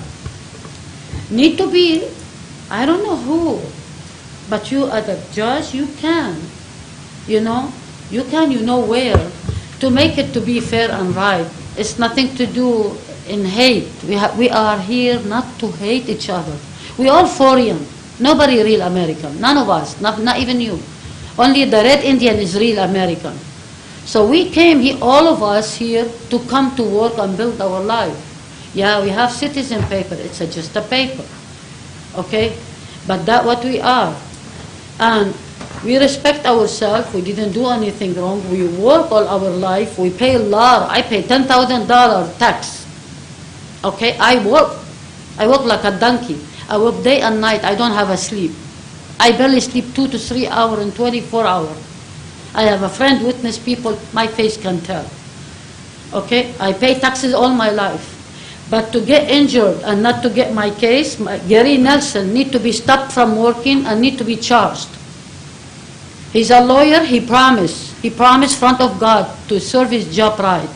3 time cases. I won, I did not get my money. Need to anybody, or you or anybody that work and call him and he being charged for what he did. Not just me, I'm a victim, a lot of people victim. That's number 1. You know, I'm sorry. Number 2, now I get the accident. Okay, I'm sorry. I'm going to have to cut you off. I'm sorry. If you can wind it up. I'm sorry I talked too much, No, that's but I okay. have to explain that. That's all right. Yeah, maybe you just want to wind it up really quick here. Is that okay? Because Yeah, we're supposed to. I can be We got with the other 2. stuff. Now I get accident. My boss told me in the night, that bus hit me in the back. I was going to work. And the bus hit me, My boss tell me that I called him that I have a car accident and I have to start my shift in a few minutes. And I told him I'm in an accident. He said, don't tell me you're going to go to work, you're going to go to the hospital. If I go to the hospital, I will be fired. So I have to say, no, sir, I'm going to work. I was suffering the whole night, and I had to go to work. I could not leave the shift. If I go, I get fired. So now, no lawyer taking me, okay? Because I tried to go to the doctor. Every chiropractor said to me that, do you have a lawyer? No. Oh, I can't take you. Did you went to the hospital that night? No. No chiropractor take me. No doctor take me. And lawyer take me to can help myself. And I'm very injured right now. Third thing, I told about the IHSS, the income is not enough because patients asking like a day, like three stores in a day, from store to store, plus working. We paying a lot of gas and we're not getting our money from them. And the last one is about my license. If I can get it because they're not giving it to me. I study, I deserve my license. They're supposed to give it to me, the one in the board. If you could just leave your name with our Yes. clerk to the board here. Yes. Sorry, because I didn't understand it when you said your name. Thank you. And then we can maybe put you in I contact with some appreciate people. you give me the opportunity to talk and to express my feeling and my problem. Thank you for all of you, and God bless you all. God Thank bless you. America. Thank you, bless you too, and leave us your name there, thank you. Okay, anybody else like to come on up? As this guy's coming, Mr. Chair, if I could just point out the previous speaker again, because we've heard this repeated, but it is a City of Modesto issue. They issued the building permit, and somehow the county and the city get conflagrated on this issue, and that's not the case. That was with Margaret Countryman, the previous, right, very good, thank you. Thank Hi you. there, how are you? My name's Alicia. Alicia, And, how are you? Doing good, thank you. Can you Alicia, pull I've that been- microphone down closer to you there, and then we can, I've been working for in-home support services since 1990. And I agree with everybody here. The pay's not too much. Alicia, I'm sorry, hold on, I want everybody to be able to hear you. Maybe we can, Liz, can we just take that outside or something, just so we can, sorry. We couldn't hear you, Alicia, let's see if we can get her to, just give us 1 second here. Okay. So, the pay, I think, if everything goes up, what good does it do if we get a higher wage when everything else goes up? It's like it just stays at the same level, and it's like you don't really get a raise, is how I kind of see it, because everything else goes up. So I think the $17.50 is fair. I've been working for the guy that I work for. His name's Mike. He's been, I've been working with him for about 16 years, and his health has been deteriorating, and he's in the hospital right now. He can't move. He's 375 pounds. I went to go see him yesterday, and the nurse goes, "How do you do this by yourself? Try to roll him over," because he has really bad bed sores. And so they said, we have to get about 3 to 4 guys just to roll him over. And I have to roll him over with one hand and try to use the other hand to put the bed pads underneath him, the sheets underneath him, take care of all his wounds, and he has plenty of them in his bottom, his legs. He has polio, and it's really, really hard. And I guess I could have gone myself through college when my house burnt in 2019, but I have 5 kids. I've been a single mom for, probably 15 years. I raised all my kids. My youngest daughter, she's a CNA. My other daughter, she's a CNA, graduated, and right now she's a surgical tech. And I'd rather use that money, the insurance money, than when my house burnt, to put them through college than myself. And so it's hard for me to, get careers like them, because I could have never put myself through college with 5 little kids back in the day. So, like, if you guys could just put in consideration that there's a lot of receptions that are, like, there's worse and there's not as worse, where they need more care than others. I'm supposed to be there with him for about 6 hours. I spend the night sometimes. And I never charge him nothing. He offers me, but of course I never take anything from him, because my kids say he's like their uncle. I have one granddaughter. You're like a grandpa to my daughter, my oldest son says. And I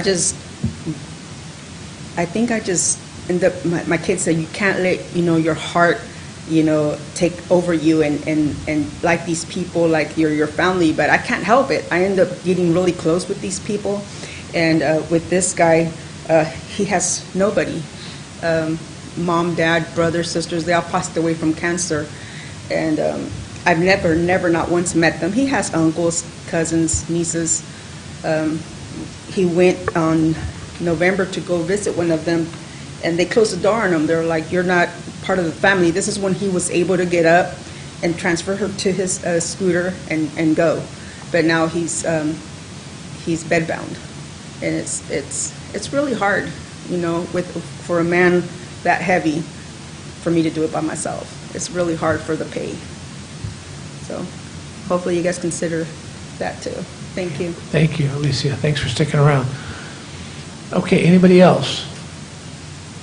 Okay, seeing none, we will move on to our consent calendar. I think we have one item, 6B. I think that we will hold that. We're going to pull up for a second, because I think Miguel wants to make a comment about it, and I'll make a quick comment.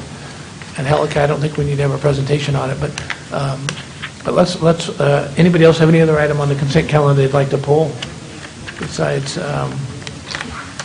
B6, besides B6? Okay, seeing none, I'll look for a motion on consent. Motion to approve all items except for B6. We have a motion. Do we have a second? Second. All in favor? Aye. Opposed? Passed unanimously. Okay, let's move on to B6 really quick. Miguel, come on up. Very quick, though. I have time. As much, yeah, you got 5 Sorry, sir. 5 minutes there, yeah. Thank you, Mr. Chairman, members of the board. In regard to the CARE Act and SLFRF report, the administration have a small report in page 6 in regard to the benefit navigation services, and giving poor data and how the services done, but not in the census tract in regard to the impaired and the disproportionate effect, and especially in households, the population residing in the qualified census tract and the low-income families in the household. The population that was impacted by COVID-19, and the report is missing the COVID-19 for March 4, 2020 to June and July 2020. The effect in the Mexican-American family in this community in March 20 was 30% in the west side of Modesto. At the same time, in June and July 2020 was 70% in the whole county. The effect of the COVID in regard to the effect of the public health service, mental health, housing, job, education, and economic impacted for the individuals and family of that group of the Mexican-American community. Mr. Chairman, is systematic the report in regard to the COVID-19, in regard to the Mexican-American families, a very systematic discrimination against that group, because every report never mentioned how the effect that to the family, to the community, and especially essential workers. Never mentioned that. It's like they will not exist in this county. And it's very hard to believe, because if we are over 50% in this county, so who is the people that they're referring? How come we have never received a report the COVID-19 and how was the effect of that families, of the Mexican-American family. And constantly come to the board and asking that question, and asking to Mr. Hayes, is somebody in his staff, because he has the whole power in regard to the chief office, executive committee office, and he still not report that. Somewhere, somehow it's missing that part, Mr. Chairman and members of the board. And you represent some of the population is still refusing to admit the biggest impact in this community in regard to COVID-19 was the Mexican and Mexican-American families. And you're still not doing that, but you're still receiving a lot of money, over $50 million, $180 million, and you're still not saying, clarified what was the problem and who was the community that was affected. Not only in that report, it's supposed to be in that report, mention the census tract where the population is, and it's still not putting that in the report. And that's a mandate under the federal guidelines, and it's still not doing that because you guys don't want to do it because it's going to reflect how the community really is more poor than anybody else, and the savings is not enough. Mr. Chairman, I believe that exists discrimination. So we make the complaint already in the office of the Treasury Department to question, investigate under the civil rights, not only that, but at the same time under this Executive Order 13985. So already received the number from the office of the Treasury Department, so it's already in place that request for asking for the department to look on this issue. Thank you, sir. Okay, thank you, Miguel. Okay, and I was going to pull this item and have a presentation done, but just because of the time here, and I appreciate Step for waiting so long, I'm just going to make a quick comment. And Angelica, you don't need to come up for this. No.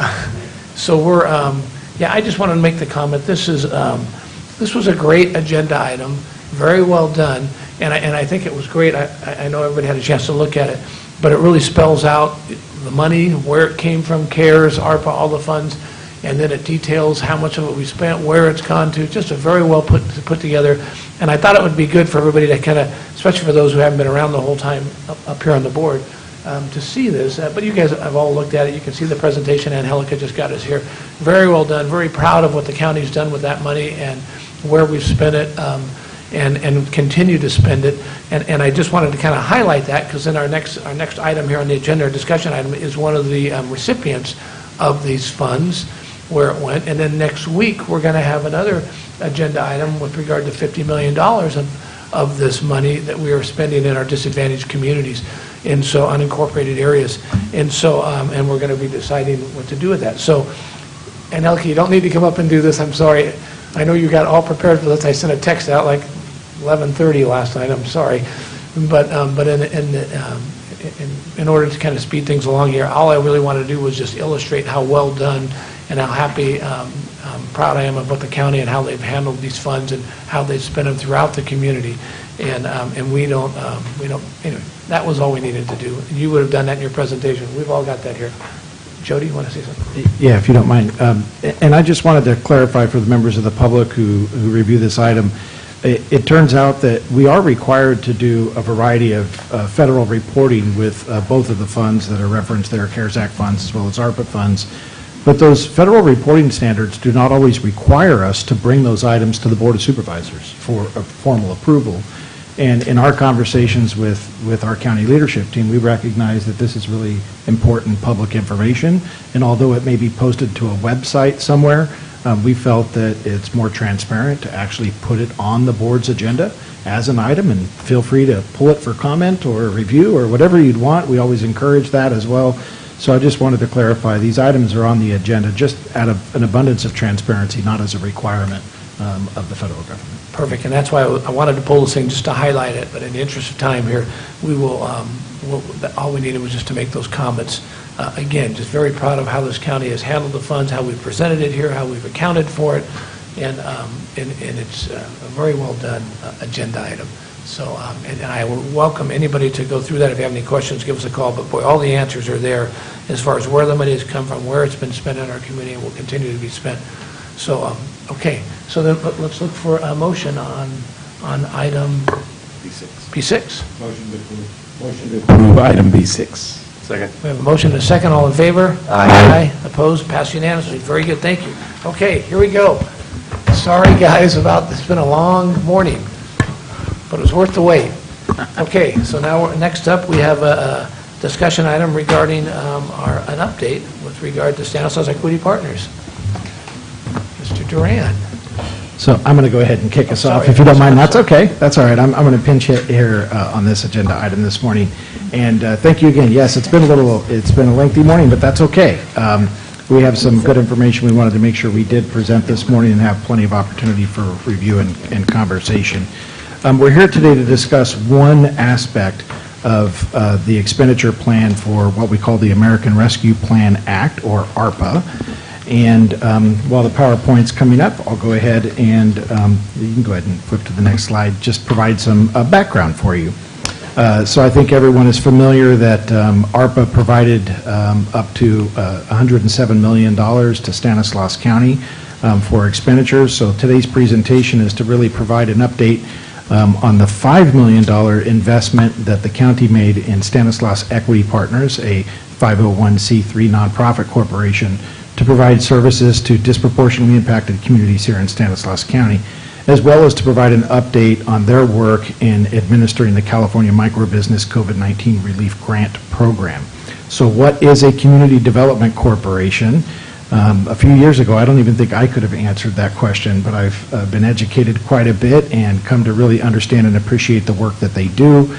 Community Development Corporation is a 501c3 nonprofit, as I mentioned, that is created to support and revitalize communities, especially those that are impoverished or struggling. We certainly have many portions of Stanislaus County that fit this criteria and need this type of support. They often deal with the development of affordable housing as a primary function, but also can serve in a wide range of community services like education, job training, healthcare, commercial development, or other social programs. In Stanislaus County, we did form, on October 26, 2021, the Board of Supervisors authorized the CEO to execute a $5 million agreement with Stanislaus Equity Partners, or STEP, in the formation of their Community Development Corporation. This helped establish the CDC as well as provide services to those impoverished communities that we mentioned. Here's some basic terms of the agreement. Our intent was to use that $5 million to establish the CDC itself, to run its two core initiatives that you're going to hear more about later, and to meet some specific objectives and target goals that we set out in that agreement. The agreement does require quarterly project and expenditure reports, as well as an annual report to the county. So here we are for essentially what is coming up to our first annual report here. Throughout the term of the agreement, the county does maintain a county representative as a voting member of STEP's Board of Directors, but we do have clear lines in place in terms of conflict of interest if there are any votes that STEP needs to take in which the county's member would be conflicted off on. I do want to just kind of discuss how the money has flowed since then. We did provide an initial $2.1 million payment as a initial support for the program, both administrative support as well as funding support for projects. We've also provided an additional $400,000 as of this fiscal year for additional support as laid out in the agreement. And we have additional funds that are available on a project-by-project basis. Those go before a review committee that we've established here. And to date, we've funded about $650,000 or so in projects. So in total, as of now, we have about $1.8 million remaining for funding that can go to STEP once additional projects move forward. You're going to hear about some of those today. We're excited to share with you. Okay, so those two core initiatives, I just want to mention some of the things, the basic components of what we were looking for in terms of outcomes with this program. First was Pathways to Home Ownership, and that is collaborating with local housing partners to facilitate the development of innovative and cost-effective housing projects. STEP also acts as a convener or a gatekeeper in advocacy of unique pathways to home ownership across sectors. These are roles that have not traditionally been filled by others in the community, and now we have that resource to do that. Partnering with community development financial institutions, or what we call CDFIs, and other financial institutions to create financial products and services. We have been lucky enough to have a couple of CDFIs form in our community along with the Community Development Corporation here. And once again, these are entities that did not exist just 2 or 3 years ago that many other communities do benefit from. So we're lucky to have them here in Stanislaus County now, as well as connecting low-income families to capital and financial products to purchase affordable homes and to accumulate wealth as a baseline standard of some of these performance outcomes. The other core initiative is our economic and resource development, so providing business services to underserved communities, as well as micro-enterprise development. You're going to hear some more about that today. So our presenters today, and I want to recognize and welcome Joe Duran, Executive Director from Stanislaus Equity Partners, as well as Jessica Filbrun, Director of Resource Development, or Chief Operations Officer. I can never get the title correct, but basically I know Jessica as the person who gets things done at STEP, and I'll just name you that as your title. Boy. Yeah, that's okay. Every great executive director needs a Jessica. Oh, believe, I have a whole team of them. Thank you. So they're going to provide an overview of those core initiatives, Pathway to Housing, as well as economic and resource development and micro businesses. I want to recognize that there are many other people involved in this program. They have just a wonderful team that works with them behind the scenes, and I've been able to personally work alongside them on some of their projects to learn more about it. And we're very, very pleased with the level of horsepower that they've brought to their leadership team to advance this effort and initiative. So with that, I'm going to go ahead and turn it over to Mr. Duran. Thank you, Mr. Hayes, and thank you all of the supervisors and county council, first of all, for taking a chance on us. I can't believe it's been a year now. We started a Community Development Corporation, and also not only Community Development Corporation, but the relationship with a CDFI, as Chief Executive Officer Jody Hayes just mentioned, with Valley First Credit Union, as well as now with Rolling F Credit Union, that I am now actually the temporary executive president of Rolling F, as we continue to beef them up and get them going. And then just recently, Moxie Credit Union here in Modesto. So now we have 3 community development financial institutions, and the 3 of us, the 3 community development institutions, are going to be making ask of the CDFI fund, which has $4.5 billion in it right now, in order to bring some more resources into this community. So I want to start there. I do want to just make a couple of quick comments too. There's so much to learn, and there's still so much that we need to continue to really find out about. Just sitting here during this meeting, just to see just the sheer needs of our community. We're really fortunate that we are in the community and we get to see this every day. These are things, these are individual needs that are represented throughout our community. And we love this community, as I know you do too. And there's just a lot of work to do. It's just phenomenal how much is needed. And also, our value proposition really now is to really try to identify the gaps that are there in the community, specifically in the area of housing and small business.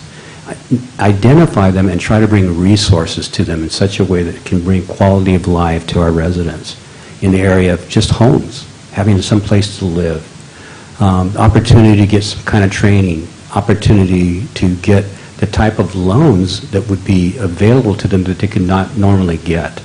And to me, that was probably my biggest takeaway with the rising interest rates the way they are, is to have an ability, working with the community development financial institutions, to provide the type of loans that individuals could afford to buy a house or to basically get rent or to fund their business in such a way that it makes sense. Even though, for example, if you were to get a mortgage loan right now, you're probably talking 5.5%. We're really working hard for the CDFIs to try to get that for these low to moderate income families under 3%. That's huge when you start talking about what the cost is going to be, because at the end of the day, it's what can you afford to pay, right? What are the terms? And those are the things that we really want to bring to what we're doing. A couple of other things. We've been fortunate to be given land. We've got some land that's been donated very generously from the Porges family that we're going to be working on a major project on, as well as we've been playing a role as a convener with SURF I'm representing this particular county and really working as diligent as we can in order to be able to do that. And as I mentioned, or I tried to mention earlier, our staff has just been phenomenal. These guys are just really doing a great job. So let's go ahead and go to the first slide. The first project we want to highlight is a Project Home Key that's on James Street in Modesto, which is right behind the DMV. And we were really fortunate enough to identify a unit that was being constructed here locally by some individuals, and we were able to purchase that from them. And at the same time, go along and apply for a funding from this particular Project Home Key. So at the end of the day, to consolidate everything, is that we were able to purchase that for about $1.7 million in that range, and we were able to actually get the funding for $1.7 million. So in many ways, we were able to get this particular project. It's not completed in the funding phase of it. We're still waiting for final funding from the state. But at the end of the day, we're going to own this particular project here. And the cost to us, or to the county, to all of us, is going to be basically, in the thousands, not the hundreds of thousands, anything like that. I think that's a home run. That for us has been essential. We've been able to bring in BHRS, and they are able to house 15 to 20 at-risk community members that are now living there. And of the 12 residents, 64% are non-Hispanic, 24% Hispanic, 12% Native American. And we're finding out that as we work and identify the partners in the community to work with, that we can make things happen. Really trying to leverage the relationships that we have and working with the trusted partners. So that's one. Let's go to the next one. So the Backyard Home Project, it's the ADU unit. That's something we spent a lot of time in. I would say that we, as a staff, Kevin Smith's here, he's a project in charge of our housing project development, and we have been going up and down the state, outside of the state, Oregon, up into Washington, to determine who has the best programs that are out there. And one thing that we have found to be very interesting is that many of these ADU projects that are out throughout the country have not gone to scale yet. They have amazing marketing that's out there, but they've not gone to scale because we've lived in an environment where the cost of materials is so high, the cost of getting individuals to work on them is so high. So we have taken on two to stick build them ourselves. One of them is in West Modesto, the other one is in the other part of Modesto, it would be more of East Modesto, where we're going all the way through building them so we can determine exactly what the cost is going to be. We are really kind of maneuvering through what funding is available because we don't exactly know what funding is available almost until we get it done. Once we get it done, then we can go ahead and cross our T's and dot our I's, but it was just we were continuing to wait to find out what kind of funding would be available, and we were not ever really able to nail that down. So we have two of those, and as you can see, that's actually a picture of one of the units that I'll talk about on the next slide. This is a micro home village in Riverbank. We are in the process of working through the city of Riverbank to build 9 micro home unit village for single mothers and children. And these are the units. If you look at the picture there, that's where they are. And what's interesting about these units, in order to bring the cost of construction down, we've partnered with R3 that I've been working with for about 2.5, 3 years now, and these units are being built in the prison system. So we have a relationship now with the California Department of Corrections, and they are utilizing some of their individuals that are in prison to actually build this through a vocational program. So we are prototyping these, and we have this particular site here will have, I believe it's, 7? No, 9. And again, what the city of Riverbank wants is they want it to be designated for single moms. So we're working with, again, a partner that's just phenomenal, which is Cindy Duenas. I'm sure you guys know Cindy, and Center for Human Services. So they're going to be doing the wraparound services on that as we provide that. The next one I want to highlight is a micro-home village in Modesto, and we're also doing this on another church property as we begin to prototype and say what's the feasibility of actually taking existing church properties and building these types of services on there. But on this particular property, we're going to be constructing a 9-unit permanent housing village. And the wraparound services are going to be provided by Family Promise of Greater Modesto, but that particular church is wanting to provide individuals that they would classify as the working poor or that are coming out of homelessness into permanent housing and or on the verge of becoming homeless because there's just no inventory that's available. Okay, let's go to the next slide. And I'm going to bring Jessica up and talk about microbusiness.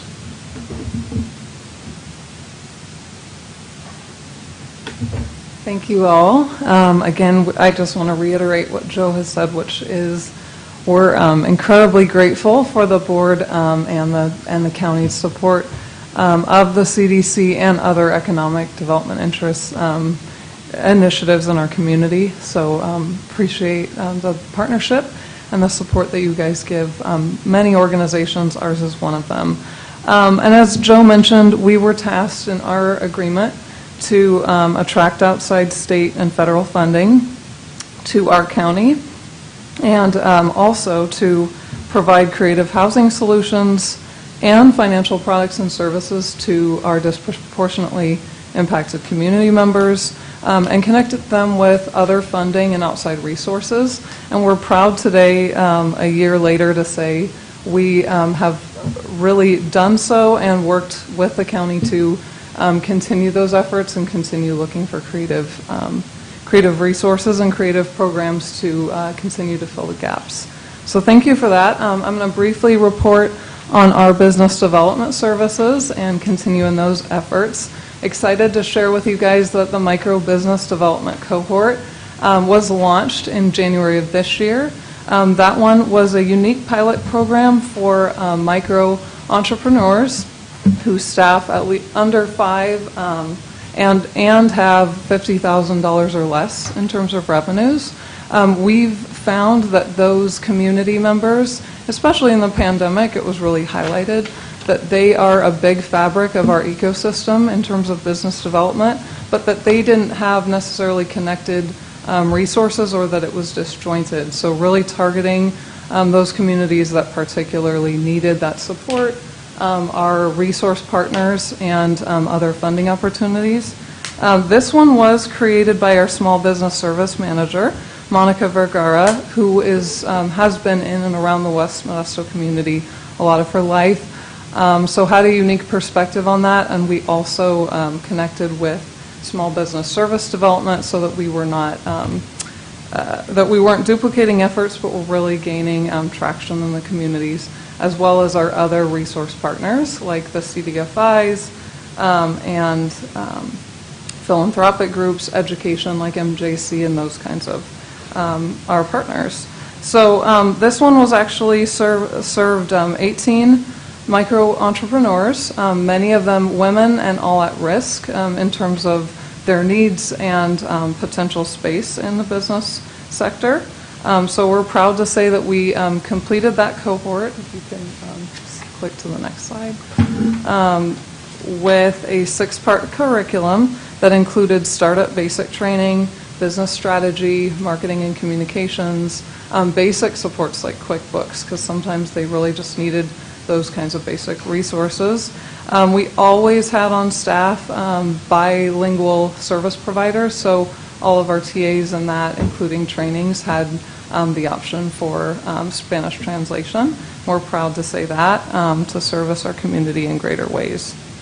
And then just to round that out, we also provided financial planning and business funding and financial projections and business health analysis. So really assisting them in looking forward, not just at their day-to-day operations.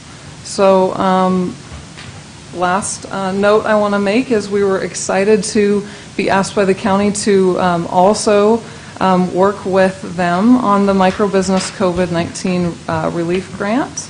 This was created specifically for the same group that we just described, micro-entrepreneurs, and we are excited to say that the county allocations totaled $700,000. So that is a state resource that dumps an additional $700,000 that we wouldn't have otherwise received into our county. So excited to do that.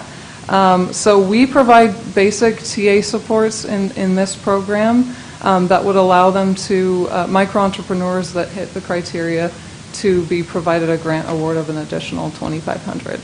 So excited for that. Because they have smaller revenues, that does represent 5 or 10% of their revenues. So we are excited that allows for some jump starts and basic needs. So we're excited to be a part of that as well.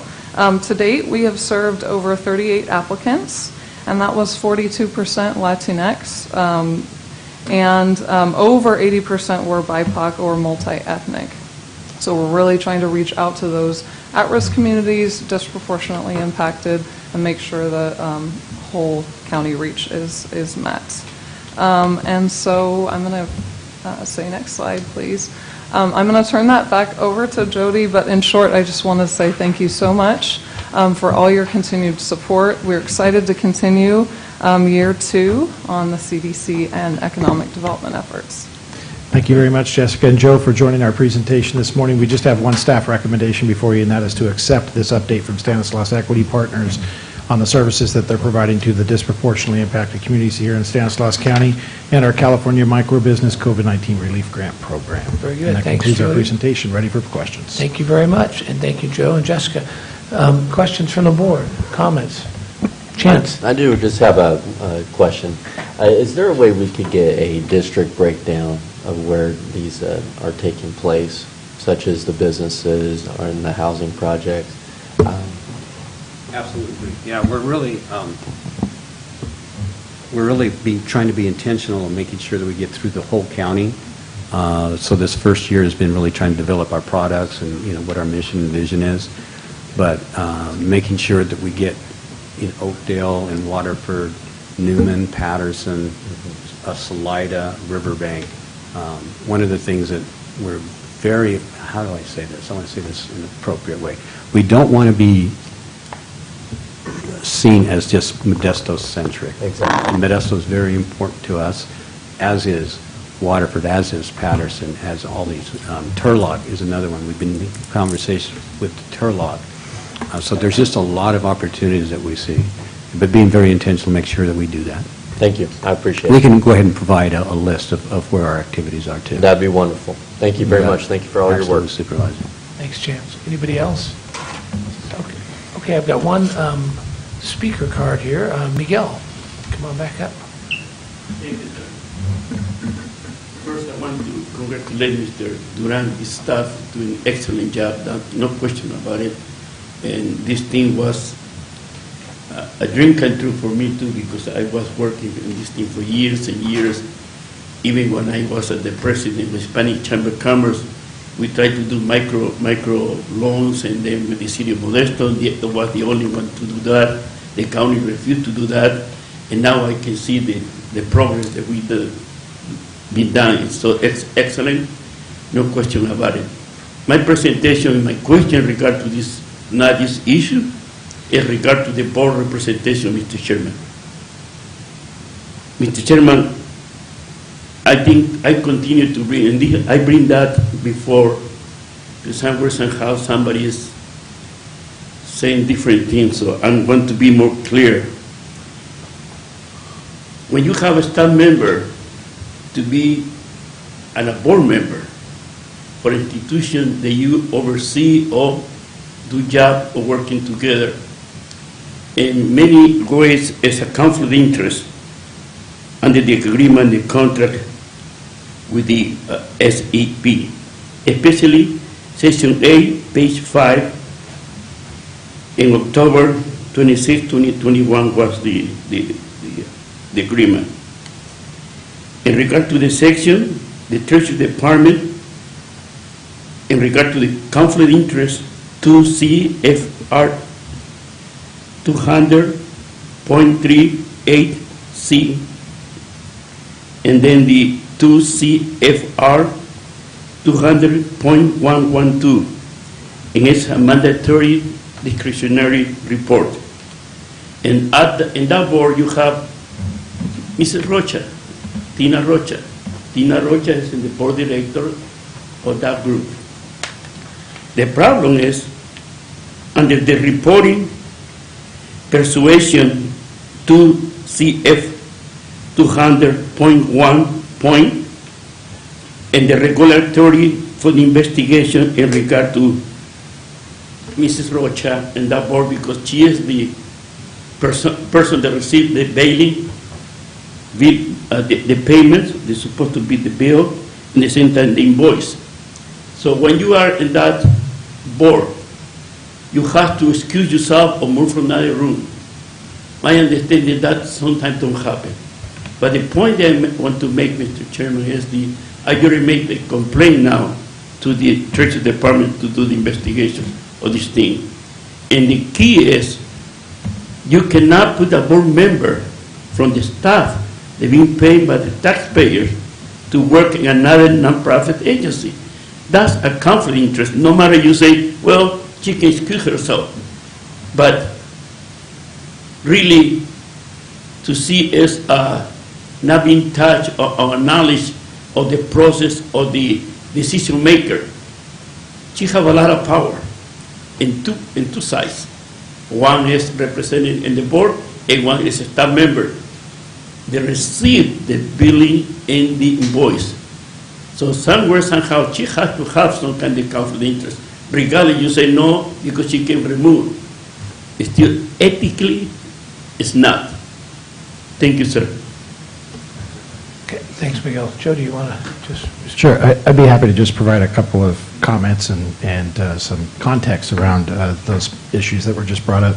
I actually made it a point to ensure that our agreement required a member of the county at our direction to serve on this board. As you can see from today's presentation, this is a very unique and new effort in our community where we were transmitting some pretty significant levels of funding over to do what we believe are to be some very, very good things. And at the same time, this is a very new organization and so forth, and we felt it was more than appropriate for us to be connected to that organization the best way we possibly could, which would mean to have a member at least sit on the board monitoring activities.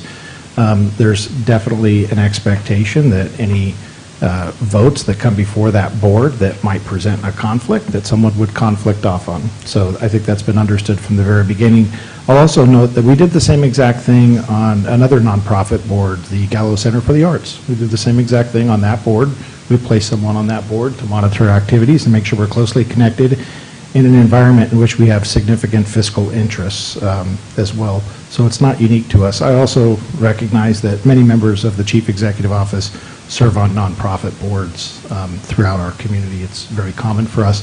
And then just the last comment regarding any fiscal payments. It's very important for us to maintain separation of duties when it comes to fiscal integrity of county operations. And in this case, we have multiple layers of review for any fiscal matters that need to exchange payment between our office and STEP. I personally reviewed these this morning and confirmed that the board member that we've been discussing is not the person that authorizes the payments over to STEP. We actually have a complete separate process, other individuals and layers that review those payment requests and authorize them. That's it. Very good. Another reference to accountants and internal controls, separation of duties. Boy, this has been a day for me here today. Okay, thank you. And I just share the same sentiments, that I look at it as just the opposite, that we want somebody on that board to be able to help be a part of it. So just the exact opposite for the kind of same reasons. Any other public comment or questions? Stephen, come on up.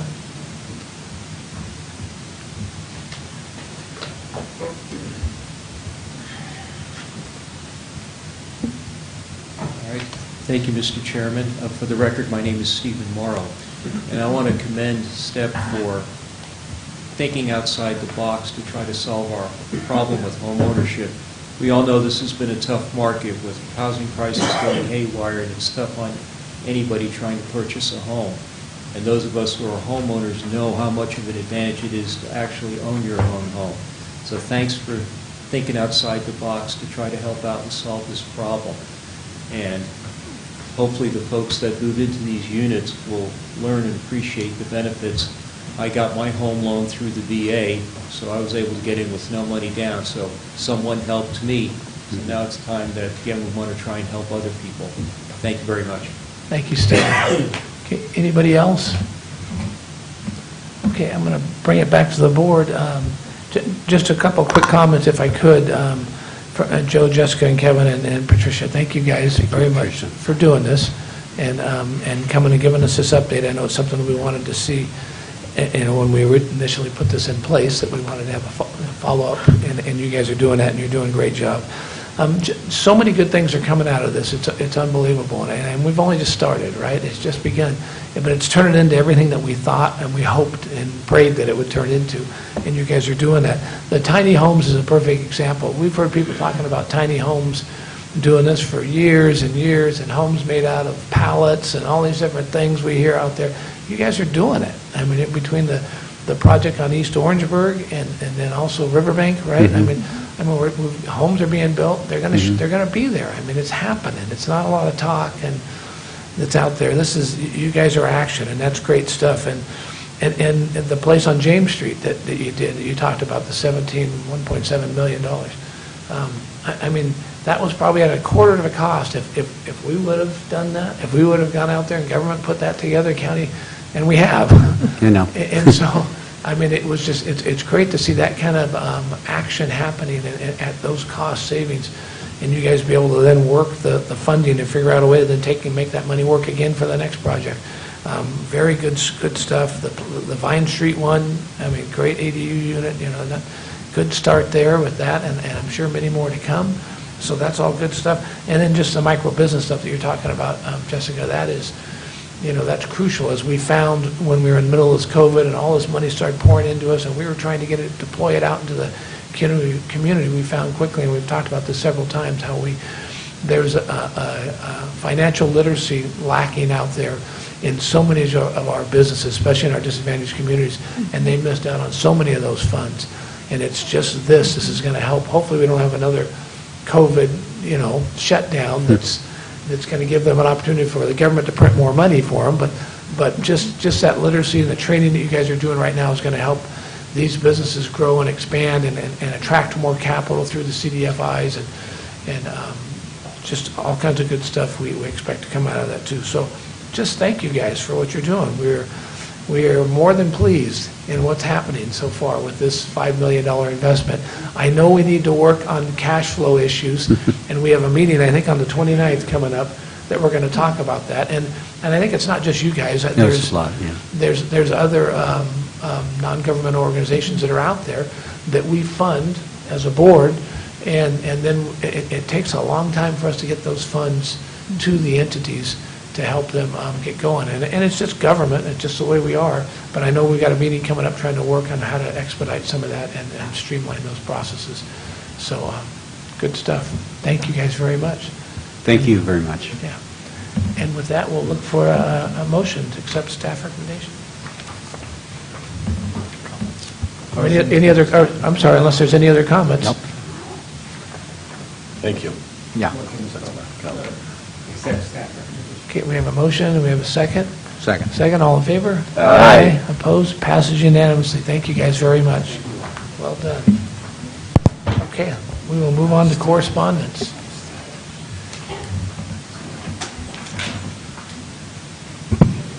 This board has received the correspondence and claims as noted on the agenda. Acknowledge receipt of correspondence and refer as recommended on the agenda. Any Board of Supervisor reports? Seeing none. Any legislative, fiscal, and management report? Chief Executive Officer Jody Hayes. Yeah, just a brief report. Recognition that August is a real busy month in Sacramento, so you're going to see lots of stuff happening very quickly. Want to recognize that we did send another letter of opposition to AB 1608 regarding the consolidation of sheriff and coroner's offices. That issue continues to develop in Sacramento, so we continue to opine on what we think would be best here. And then the last thing is a very warm welcome and recognition for our new Public Relations and Communications Director, Sonia Severo, who's here with us this morning. This is her first board meeting. And we've had some just great staff fill those roles in the past for a long-term period of time, and I have no doubt that Sonia will be here with us, part of our leadership team, for some time to come here in Stanislaus County. We're very excited for her to join the team, and you'll get to know her real well because she'll be working closely with you on a number of matters. That is great. Sonia, thank you, welcome, and this was an interesting meeting to be the first Agreed. one. Yeah, We got a lot lots of- going on here. lots of stuff. That was great, thank you. And Joni, thank you for hanging out with us all meeting too today, so thank you. And Stephen also, thank you guys very much. Okay, we're going to adjourn, but before we do, we have closed session. Tom? Yes, we have closed session. We have, the board will consider public employee appointment. The title of that position is county council, and that's pursuant to Government Code Section 54957, subdivision B, appropriate for public comment. Any public comment with regard to closed session? I thought we had a county council. You do. Okay, all right, we will, with that, the meeting is adjourned. Hopefully still will.